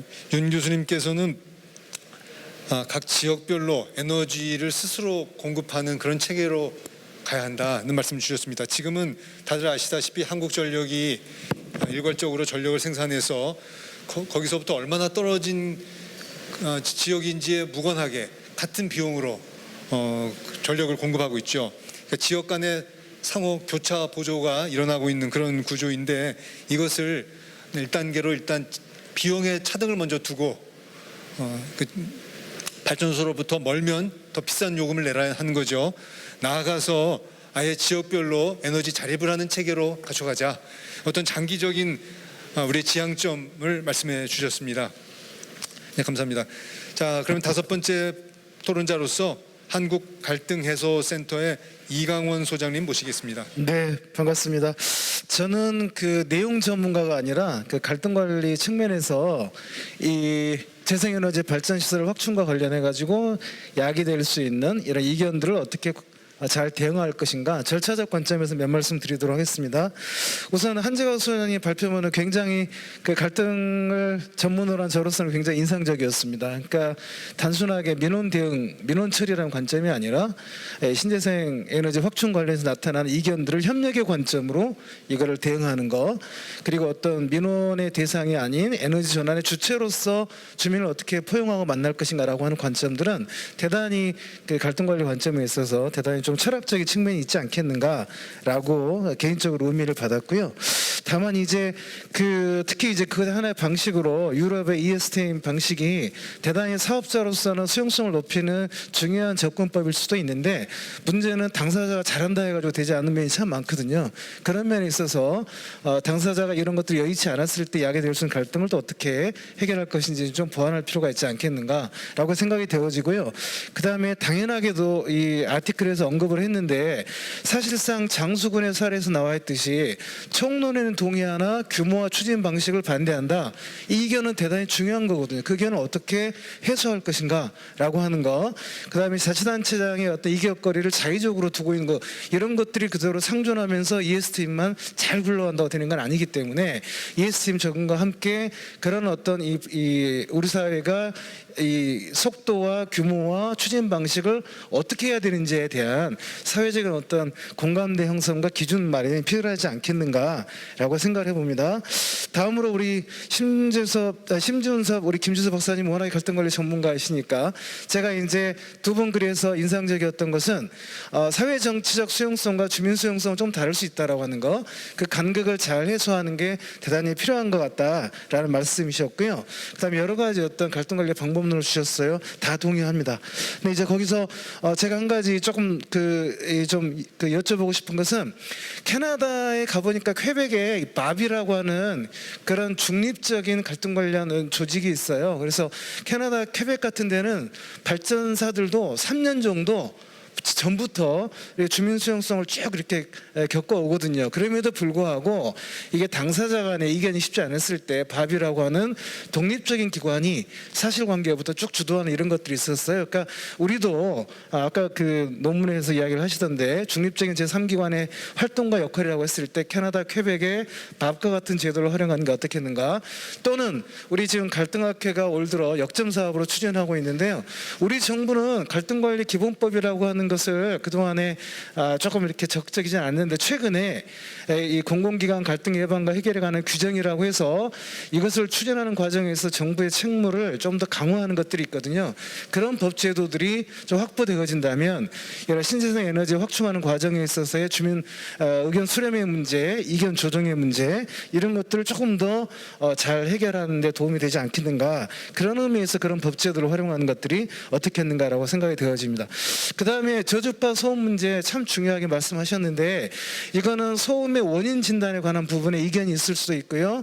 또 이 규제의 기준을 어떻게 할 것이냐 놓고 이견이 있기 때문에, 그러니까 조인트 팩트 파인딩이라고 하는 것들이 대단히 의미 있지만 잘 알다시피 층간소음도 그렇고 송전솔로 이 전자파 위험도 그렇고 항상 이런 건강상 위험은 소통의 문제가 딸리고요, 과민성의 문제가 딸리거든요. 그러니까 기준상 문제가 없더라도 저것 때문에 내가 죽겠다 하면은 그것은 굉장히 문제가 되거든요. 그러니까 그런 의미에 있어서 저주파 소음 문제에 대한 대응은 기준 사실관계 확인을 통한 기준 마련뿐만 아니라 그런 그 과민성 부분, 그다음 인과관계의 불확실성에 나타나는 이런 불협화음을 어떻게 소통하고 어떻게 대응할 것인가라고 하는 그런 측면에서의 대응도 필요하다고 생각되어지는데 어떻게 생각하시는지 의견을 듣고 싶습니다.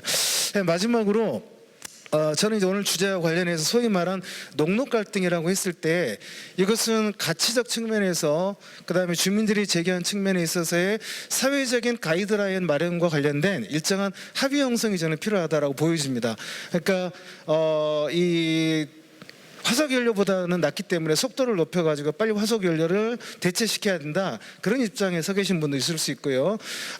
설사 그렇다고 하더라도 만들어낸 과정에 있어서의 환경을 훼손하면 안 되는 거다라고 하는 그런 가치적 측면에서의 이견도 있겠지만, 우리 장수군 사례에서 나왔듯이 일반 주민들이 오케이 재생에너지 간다고 하더라도 규모와 속도와 여러 가지 방식은 다를 수 있는 거다라고 하는 게 있거든요. 그런 의미에 있어서 우리가 재생에너지 확충과 관련 관련된 사회적으로 비용을 규제를 어디까지 할 것인가라고 하는 것에 대해서는 공감대가 필요하다고 보여지고, 그런 의미에서 아마 김지수 박사가 말했던 그런 공론화 과정도 필요할 거고, 혹은 외국에서 규제 과정에서 사용하고 있는 규제 협상이라고 하는 거죠. 이런 규제를 하기 전에 당사자 기관과 시민 참여를 통해서 우리 사회가 효과적으로 수용할 수 있는 규제가 어디까지냐라고 하는 것에 대한 사회적 합의가 저는 대단히 중요할 수 있겠다라고 생각이 되어집니다. 그 다음에 이제 주민수용성 관련해 가지고 이익공유제라고 하는 게 특이하게 있는데요. 저는 한편으로 지역 주민을 단순하게 민원으로 보지 않고 혜택을 같이 나누고 투자자로서 함께 시킨다는 면에 있어서는 대단히 긍정적인 것 같습니다. 하지만 이 주민들이 반드시 투자자로 참여할 수 있느냐, 현실에 다양한 이 미비점이 있을 수도 있고요. 또는 누구는 투자자고 누구는 투자자가 아니었을 때 해당 지역은 민민 갈등도 굉장히 발생할 수 있습니다. 그다음에 제가 잘은 모르지만 외국의 연구 사례를 보면 그런 분배를 통한 만족도보다도 이 신재생 에너지를 통해서 우리 마을이 우리 지역 사회와 한 공동체에 기여하고 있다는 기여도가 굉장히 높은 게 더 만족도가 높다라는 그런 글들도 많은 것 같아요. 라고 한다면 이익 공유제라고 하는 것들이 단순하게 어떤 피해를 보니까 보상을 넘어서서 주체로서 그리고 이익을 나누는 것으로 의미는 있지만 그 자체가 너무 지나치게 추구될 때는 본말이 전도될 수도 있는 그런 것들이 있지 않겠는가라고 생각을 해봅니다. 마지막으로 저는 오늘 주제를 환경부랑 같이 하고 있는데요.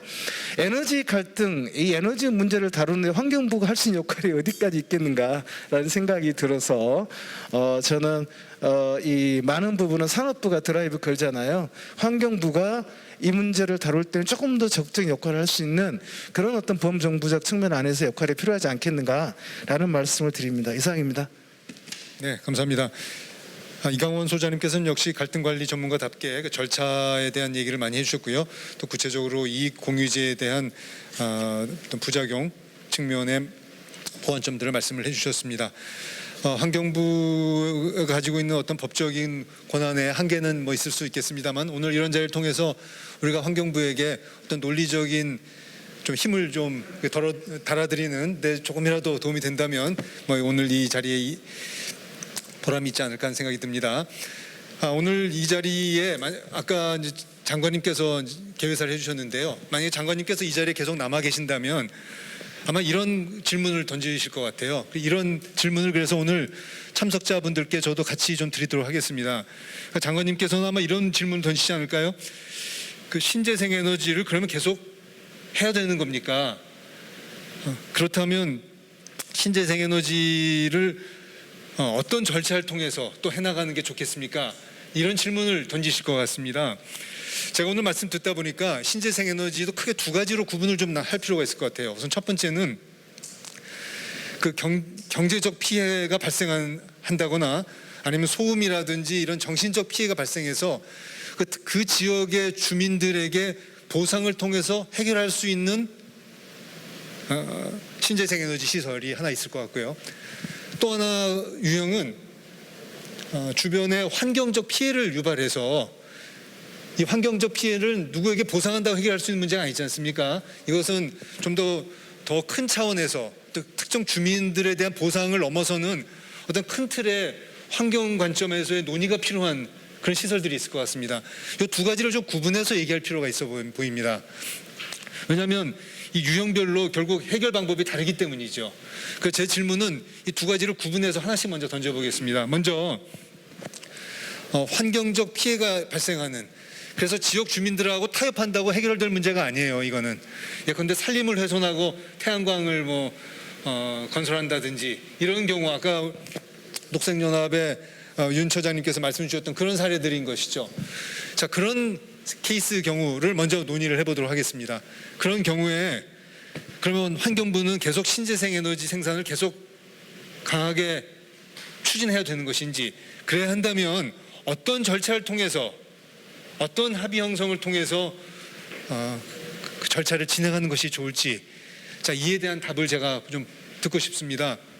아마 그것이 오늘 이 장관님께서 계신다면 궁금하실 사안이 아닌가 싶은데요. 거기에 대해서 생각하시는 동안에 이강원 소장님께서 하셨던 질문에 대해서 김지수 박사님의 짤막한 답변을 듣도록 하겠습니다. 갑자기 여러 가지 아까 질문을 주셨던 것 같은데요.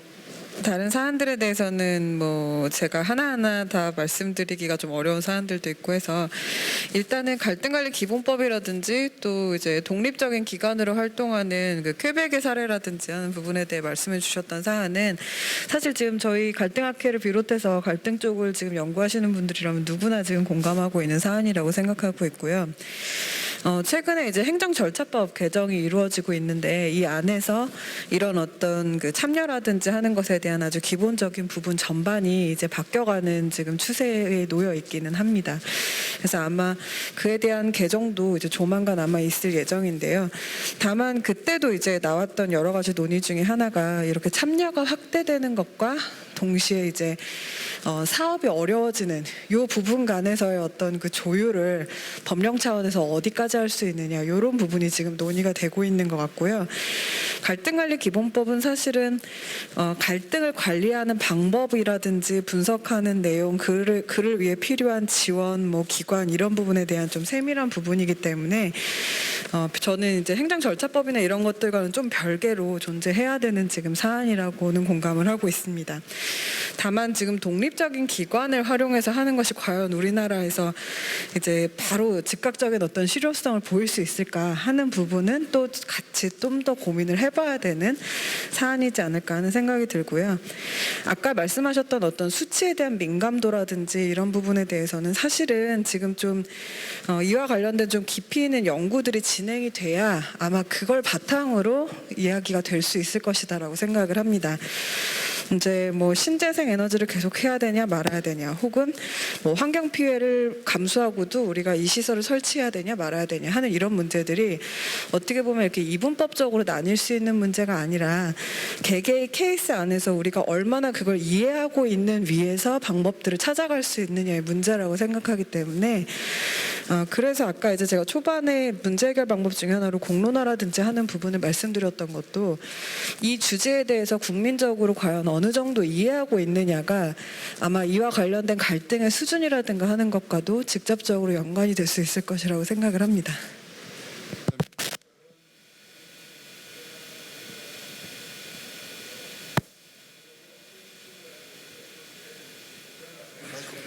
도움이 될 것 같습니다.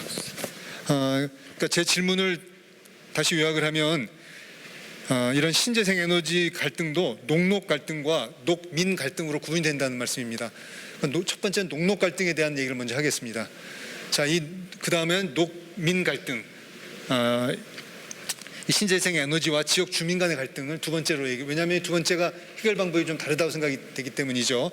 자, 녹록 갈등은 어떻게 해결하는 게 좋을까요? 윤 교수님 먼저 말씀해 주실까요? 글쎄요, 저는 계속 해야 되는지부터 시작해서. 예, 저는 그 녹록 갈등이라고 저도 그런 표현을 쓰기는 했지만 정말 우리가 무엇을 심각하게 생각하고 있는가에 대해서 좀 같이 허심탄회하게 정말 이야기를 해봤으면 좋겠어요. 무슨 얘기냐면 지금 기후위기 비상행동 이런 활동에서는 넷제로라고 순배출 제로입니다. 2050년까지 우리가 배출하는 이산화탄소의 그 배출과 흡수의 플러스 마이너스가 0이 되도록 해야 된다고 이야기를 해요. 근데 2050년 때 가서 그렇게 할 수 있는 게 아니고 사실 2030년부터 해야 됩니다. 굉장히 10년 안에 이산화탄소 배출을 2010년에 비해서 45% 줄여야 된다고 이야기를 해요. 제가 이런 말씀 드리는 이유는 뭐냐면요, 아까 어디를 보존하고 어디를 안 해야 되고 동의할 수 있어요. 근데 그렇게 다 하면서 언제 넷제로까지 가고 2030년까지 절반으로 줄일 수 있을지 그 방법을 제안하지 않으면 안 된다는 얘기예요. 그렇게 이야기하지 않으면서 넷제로를 자꾸 이야기하면 그것은 굉장히 관념적이고 할 수 없는 일을 그냥 이야기하는 거에 불과하거든요. 그러면 구체적으로 지금 우리가 고민을 해야 되는 건 뭐냐면 어떻게 그렇게 만들 것이냐예요. 어떻게. 가장 중요한 게 뭐냐면요, 에너지 전력 요금이에요. 이거 정상화시키지 않으면 왜 태양광이 왜 산으로 가고 왜 들판으로 가고 왜 농촌으로 갔겠습니까? 그것을 도시에 설치할 때는 그만큼 임대료를 더 내야 되고 일사량의 조건이 상대적으로 안 좋기 때문에 또 건물에 입주시키는 것이 그만큼 건설비가 많이 들기 때문에 비용 때문에 그렇게 된 측면도 굉장히 많아요. 그렇다면 그 발전 사업자들이 농촌으로 가지 않고 어촌으로 가지 않고 전력이 소비되는 도시에서 생산할 수 있도록 도시 태양광이 활성화되려면 어떻게 해야 될 것인가를 고민해야 되는 거죠. 그러려면 전력 요금이 정상화되어서 LCOE 자체가 우리나라가 지금 균등화 발전 단가라는 건데 이게 재생에너지 균등화 발전 단가가 우리나라가 제일 높아요. 왜 그렇습니까? 이런 갈등으로 인해서 발생하는 비용도 높고 이것이 도시에 설치하는 것도 전력 요금이 이것이 또 상대적으로 싸기 때문에 경제성이 떨어지는 거거든요. 그 문제를 어떻게 해결할 것인가를 이야기해야 된다고 저는 생각을 해요. 네, 일단 탄소 배출을 감축하는 것이 가장 중요한 목표다. 그 밖에 다른 대안이 있으면 얘기해봐라 하는 그런. 가장 중요하지. 이렇게 해야지만 생물도 살리고 가장 열악한 사람들도 기후위기에 의해서 더 많이 피해를 받습니다. 본질적으로는. 알겠습니다. 충분히. 그러면 이들을 정말 보호하려면 기후위기 자체를 완화시키지 않으면 안 된다는 거예요. 네, 그 말씀 하셨습니다. 네, 고맙습니다. 그래서 거기에 대한 그 방법, 중요성의 우선순위에 대해서는 분명하게 지금 말씀 주셨고요. 그 해결하는 방법으로서는 그 비용에 대한 고려를 통해서 과연 어느 지역이 그것을 싸게 공급할 수 있는지를 고민해보자. 뭐 그런 절차적인 얘기도 해주셨습니다. 자, 정상화하는 것을 굉장히 중요하게 다뤄야 된다. 네, 알겠습니다. 감사합니다. 자, 거기에 대해서 또 다른 분들 의견을 좀 듣도록 하겠습니다. 여기에 대해서는 물론 발표자 두 분도 포함됩니다. 예, 그 갈등에 대해서 뭐 제 생각하는 바 간단히 말씀드리겠습니다. 태양광을 하든 풍력을 하든 일부 산림을 훼손한 건 사실입니다. 뭐 양이 많고 적고 또 녹지를 보존하는 것도 녹색 가치고 또 클린 에너지를 얻는다는 것도 녹색 가치고 이런 가치 중에서 아까 뭐 장관님 말씀하셨지만 이 어디다가 비중을 둬야 되느냐 하는 것을 경중을 가려서 판단해야 될 문제고요. 제가 생각하기에는 지금 이런 재생에너지를 하는 이유가 신에너지는 사실은 에너지를 얻는 게 아닙니다. 에너지를 변환하는 겁니다. 재생에너지를 얻는 거는 얻으려고 하는 건 애당초에 그 환경 드라이브거든요. 기후 협약에 관해서 내려오면서 예를 들어서 파리 뭐 협약이니 교토 프로토콜이니 이래서 드라이버가 생긴 거고 그래서 정부도 돈을 더 주면서까지 이걸 권장하는 거 아니겠습니까? 예, 그런 측면에서 본다면 환경부는 환경부대로 할 일이 따로 있다고 생각합니다.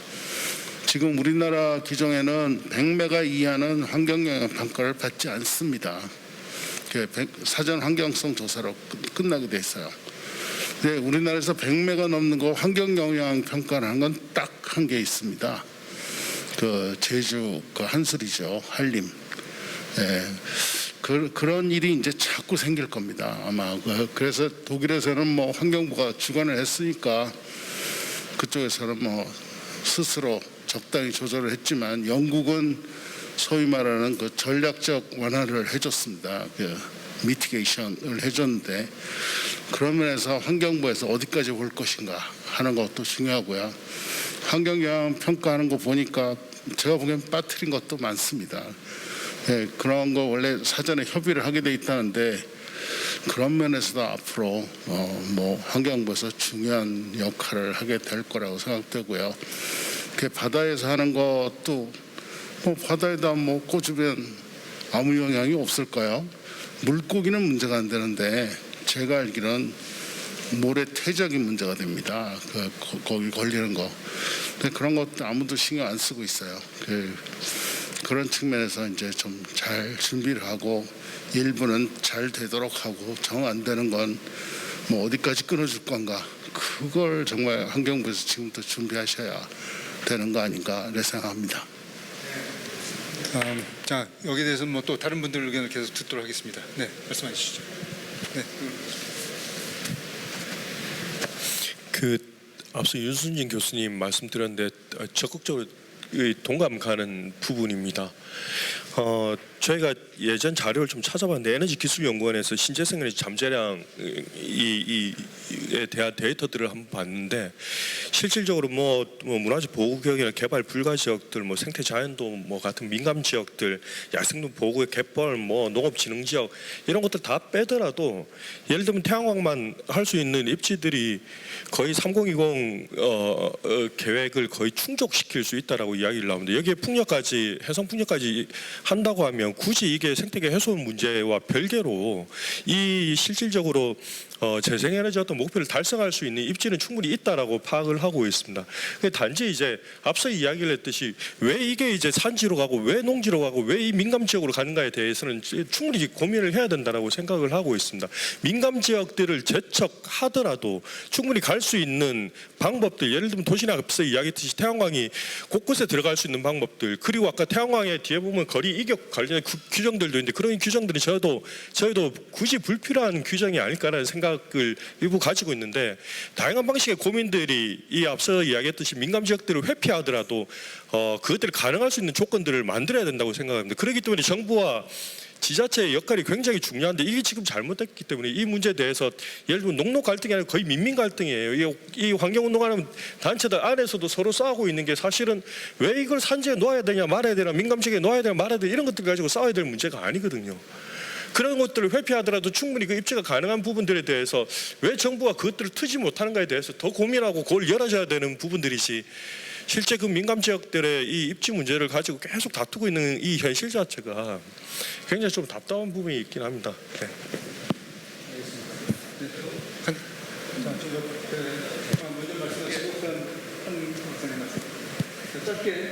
네. 윤 처장 말씀에 공감하는데요. 지금 농록 갈등이 문제가 아니고 우리 사회 전체의 녹색의 비중이 아직도 마이너리티입니다. 아주 소수입니다. 그래서 기본적으로 3020 재생에너지 프로젝트가 성공돼야 되는데요. 지금 이제 오늘 이런 자리를 마련하는 이유는 뭐냐 하면 그 양만 무조건 달성한다고 되느냐 또는 달성할 수 있겠느냐 하는 그런 얘기거든요. 왜냐하면 그것이 단순히 기술적인 문제뿐만 아니라 지역 주민들이 받아들이지 않으면 그걸 도대체 어떻게 할 것이냐 하는 문제거든요. 그래서 저는 이 문제를 너무 기술의 문제로만 또는 투자의 문제로만 봐서는 안 된다. 그건 하나의 정치의 문제고 사회적 합의의 문제이기 때문에 이런 사업 하나하나의 과정 속에서도 그런 정신이 발현돼야 되겠다 이런 생각을 합니다. 네. 사실 저도 이 녹록 갈등이라고 한 자체가 그 자체를 좀 뜯어봐야 될 것 같은. 저는 이거 민민 갈등이라고 굳이 말한다면, 그러니까 도시민과 도시 밖의 사람들 사이에서 에너지 시설을 어떻게 놓고 쓸 거냐의 문제로선 갈등의 핵심이라고 보여집니다. 그러니까 물론 뭐 생태 자연 등급 등등 얘기하면 사실 시야가 가려지긴 하지만은 왜 주로 도시에서 쓰는 사람들 자체의 소비 자체를 다 지역 밖으로 두느냐를 둘러싼 문제인 거고, 근데 그게 지금까지는 자연스러웠던 거죠.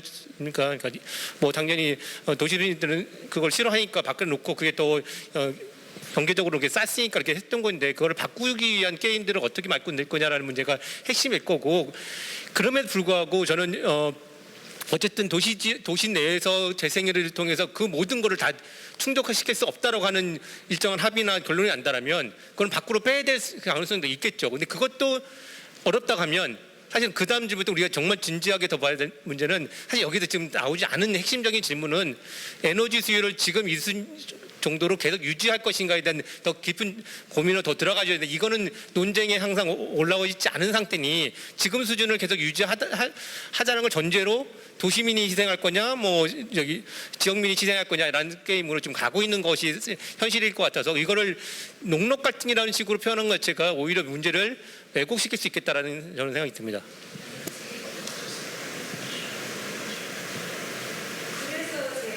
조금 말씀을 드렸던 것도 그거하고 연결돼 있거든요.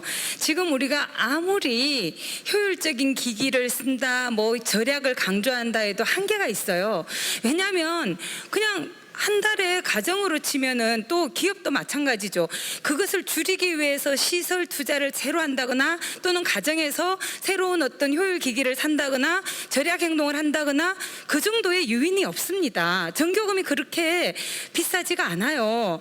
사람들은 전기요금이 굉장히 비싸다고 응답을 하는데 실질적으로 설문조사 때 가정에서 지금 내는 전기요금이 얼마냐고 물었을 때 정확하게 알지 못하는 사람도 많이 있고요. 지난번에 제가 어느 기관인지 정확하게 기억을 못하는데 조사를 해봤대요. 응답자들이 응답한 액수하고 실제로 내는 금액하고 그랬더니 내는 금액에 비해서 1, 2만 원 다 높게 내는 걸로 그렇게 생각을 하고 있더라는 거죠. 그래서 전기라는 것도 전기가 굉장히 고급 상품이고 그 상품을 사용하고 그 서비스에 대해서 내는 요금임에도 불구하고 전기세라고 표현할 정도로 이게 무슨 국가가 공공재처럼 제공하고 세금을 내는 방식으로 그게 아니라는 거죠. 그래서 이런 문제가 풀려야지만 도시에 놓는 것도 있고 또 그 이 과정에서 치골로 계속 가는 것, 그 이전에 아까 한재각 소장님께서 말씀하신 것처럼 소비 자체를 줄여서 우리가 재생에너지로 커버해야 될 부분이 줄어드는 게 있는 거죠. 알겠습니다. 네, 그럼 전기 요금이 지금보다 높아야 된다는 데는 뭐 많은 분들이 공감할 겁니다. 저도 짧게 한 말씀만. 아주 짧게 해주셔야 될 것 같습니다. 우리 논의할 하나 더 남았습니다. 네네. 저는 이제 이렇게 갈등의 이슈를 추적하면서 아주 오래전에 성장이 이슈였고요. 그다음 최근 무렵엔 복지가 이슈였다면 저는 최소한 4, 5년 전부터는 에너지 문제가 우리 사회의 큰 화두다고 생각을 하거든요. 그거는 이제 말씀하셨듯이 에너지를 얼마나 쓸 거냐, 에너지를 어떻게 생산해낼 거냐, 다 연동돼 있거든요. 그걸 위해서 그러면 우리는 비용을 얼마나 부담하고 누가 부담하고 불편을 어디까지 가고 갈까요? 등등에 대한 사실은 개인뿐만 아니라 산업계 전반에 저는 사회적 컨센서스가 필요하다고 보는데 문제는 그 논의가 아까 우리 조 기자님 말씀하셨듯이 필요성에 비해서 또 현실의 절박함에 비해서 논의가 충분치 않고요. 그다음에 논의의 기초에서 한꺼번에 우리 해결을 못한다면 몇 가지 이렇게 단계론적으로 하나하나 끊으면서 사회가 합의하고 결정하고 나가야 되는데 저는 그런 것들이 충분치 못하다. 그런 것들이 되지 않은 상황 속에서 필요하기 때문에 시급하기 때문에라고 하는 것들은 계속 현실에서는 이렇게 충돌이 있을 수밖에 없는 거 아니겠냐. 이런 아주 원론적인 생각이 듭니다. 네, 감사합니다. 상당히 다들 공감 가는 말씀 주셨습니다. 제가 말씀 듣다 보니까 결국 이런 농록 갈등, 용어에 대해서는 이견도 많이 계십니다만 결국 탄소 배출 감축이라는 지표를 가지고 그 비용 대비 감축을 가장 많이 할 수 있는 방법이 무엇인지를 찾는 좀 그 케이스별로 사안별로 그것을 계량화하고 그 팩트를 찾아서 비교하는 이런 좀 기술적인 방법들이 더 발전이 돼야 되겠구나. 그래야 이 농록 갈등에 대한 클리어한 기준들이 마련이 되겠구나 하는 그런 생각이 듭니다. 일단 이 문제에 대한 많은 좋은 말씀 해주셔서 감사드리고요. 두 번째 이슈는 제가 그냥 편의상 녹민 갈등이라고 붙였습니다만 지역 주민들에 대해서 보상을 하거나 이익 공유제를 하거나 이에 대해서 이강원 소장님이 이미 문제점들 말씀 주셨습니다만 아니면 윤순진 교수님 말씀하셨던 에너지 자립구도로 가는 문제 이건 이제 장기적인 해결 방안이 되겠습니다만 이와 같이 주민들과 합의 형성을 이루는 그 수단 내지는 그 절차에 대한 말씀을 들으면서 오늘 이 자리를 마감할까 합니다. 한재각 소장님. 네, 여러분이 좋은 토론을 해주셨기 때문에 거기에 대해서 몇 마디 좀 드리는 걸로 저는 말씀을 드릴까 하는데요. 윤순진 교수님 토론회는 하시는 않으셨지만 토론문에는 중요한 쟁점 말씀해 주신 것 같습니다. 그러니까 저는 저의 그 논조는 통상적으로 주민은 그러니까 불합리한 존재로 묘사하는 것이 일반적인 거다. 그래서 그거를 게임을 바꾸자. 그 사람들이 꼭 불합리한 건 아니다라고 하는 얘기를 드렸던 건데 윤선진 교수님 같은 경우는 그 사람들이 불합리하지 않다는 건 동의하는데 그렇다고 합리적이라고 그 자체 전제하고 얘기하는 것도 틀린 거 아니냐라는 말씀을 해주신 것 같습니다. 그건 되게 중요한 관점이고 저 또한 사실은 사실 정확히 말하면 저희가 주장이 지역 주민들이 합리적 존재라고 주장하는 건 아니었던 겁니다. 불합리한 존재로만 묘사하는 것이 문제라고 했던 것이기 때문에 그 모호함이 존재하는 거죠. 그리고 분명하게 지역 내에서 분명히 관찰됩니다. 기회주의적인 태도 취하는 사람들이 엄청 많습니다. 있는데 문제는 그게 너무 일반화돼서 업자나든지 그 공무원들이 볼 때 주민들은 그런 존재로만 보고 대응한다는 겁니다. 그랬을 때는 사실은 협력적 게임이라는 걸 못 만들어내는 거죠. 그걸 어떻게 바꿀 것이냐라는 얘기를 하는 것이 맞다 생각하고요. 비슷하게 또 하나의 방식은 이익공유제 얘기를 할 때 되게 모든 사람이 이익공유제를 지금 다 얘기합니다. 그래야지 뭔가 지역 주민들이 협력적 게임으로 들어올 수 있다는 게 하는데 문제는 이익공유제를 게임이라는 걸 어떻게 만들 것인가에 대한 구체적인 방안을 얘기 안 하는데 사실 이것이 이익공유제라기보다는 매수에 가까운 방식으로 될 가능성이 있거든요. 거기다가 지역 사람들이 다 동일한 방식의 뭐 자본력이 있는 것도 아니기 때문에 그 내부의 지역적 갈등을 더 극대화시키고 공동체를 파괴화시키는 방식으로 이익 갈등이라는 방식이 작동될 가능성에 대해서도 얘기해야 되는데 사실 그런 디테일한 얘기 없이 그냥 이익 갈등만 얘기하고서 넘어가는 거는 기간에 했던 얘기를 좀 다른 얘기로 이렇게 각색하는 거에 불과할 수 있다.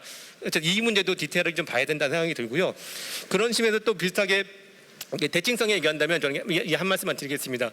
저도 고민 상황인데 그 지하철역 앞에 대규모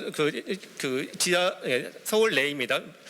지하철역 앞에 있는 아파트 단지가 많이 있는데 주차장에 태양광이 올라가려고 했는데 그것들이 지역 주민들 때문에 반대로 이제 수도돼 있습니다. 서울 시내 지역 주민들의 반대에 대해서는 상당히 효과적으로 그 문제를 이해하고 관심 갖고 그것이 당연하다고 얘기해요. 왜냐하면 땅값이 비싸니까 그 파악할 수 있는 거죠. 근데 저 지역으로 갈수록 그것이 작동되지 않는 어떤 걸 괴리랄까 이런 것들에 대해서도 더 좀 봐야 될 텐데 그러면 저 또한 그 문제를 어떻게 바라볼 것인가 좀 고민스러운 문제긴 한데 하여튼 이 문제에서도 좀 계속 얘기를 해보고 싶다. 서울과 지역 차원이라는 문제를 끊임없이 얘기를 해보고 싶다는 생각이 듭니다. 네. 자, 시간이 다 되긴 했습니다만 한 10분 정도 좀 더 시간 쓸 수 있을까요? 네, 양해해 주신다면 한 10분 정도씩 하고 대신 발언은 1분 정도씩으로 짧게 해주셔야 될 것 같습니다. 윤 교수님께 부탁드립니다. 네. 도시의 문제에 있어서도 사실은 그래서 제가 아까 전력 자립이라는 말씀을 드렸는데 그게 지금 당장 100% 하자는 게 아니에요. 그거를 일정 지역마다 지금 달성해야 될 그 목표들을 주면은 그걸 달성하게 하는 거죠. 그러면 그 지자체가 노력을 할 요인이 생깁니다. 근데 지금은 지자체가 자기가 전기를 생산하든 남에게서 사오든 아무 상관이 없어요. 그래서 그런 어떤 일정한 목표를 줘서 그걸 달성하는지 여부에 따라서 하면 지자체가 적극적으로 나서서 자기들이 가지고 있는 공유 자산을 임대를 한다든지 주민들이 함께 참여해서 협동조합을 만들어서 그걸 만들게 한다든지 그리고 이익 공유라는 게 아까 말씀 나왔지만 저도 항상 그걸 염려에 두는데 뭐냐면 그냥 주민들에게만 맡기면 자산이 있는 자본력이 있는 주민만 참여하게 되죠. 그렇기 때문에 이 주민들한테 사실은 채권 방식으로 한다든지 그 아주 장기 저리를 준다든지 해서 함께 참여할 수 있는 방법을 그래서 제공하고 있고요. 또 하나의 방법은 뭐냐면 개별 사람들에게 참여하는 것에만 그치는 게 아니라 마을 전체에 대한 이익을 나누는 방식을 그래서 같이 갖고 가자 이렇게 제안을 하는 거거든요. 그래서 좀 더 우리가 구체적이고 좀 더 깊이 있는 그런 대화가 사회적 대화가 많이 이루어져서 가치 공유에 대한 사회적 합의를 만드는 거 에너지 전환이 왜 지금 이렇게 중요한지에 대한 사회적 합의를 만들어내는 게 저는 굉장히 중요하다고 생각합니다.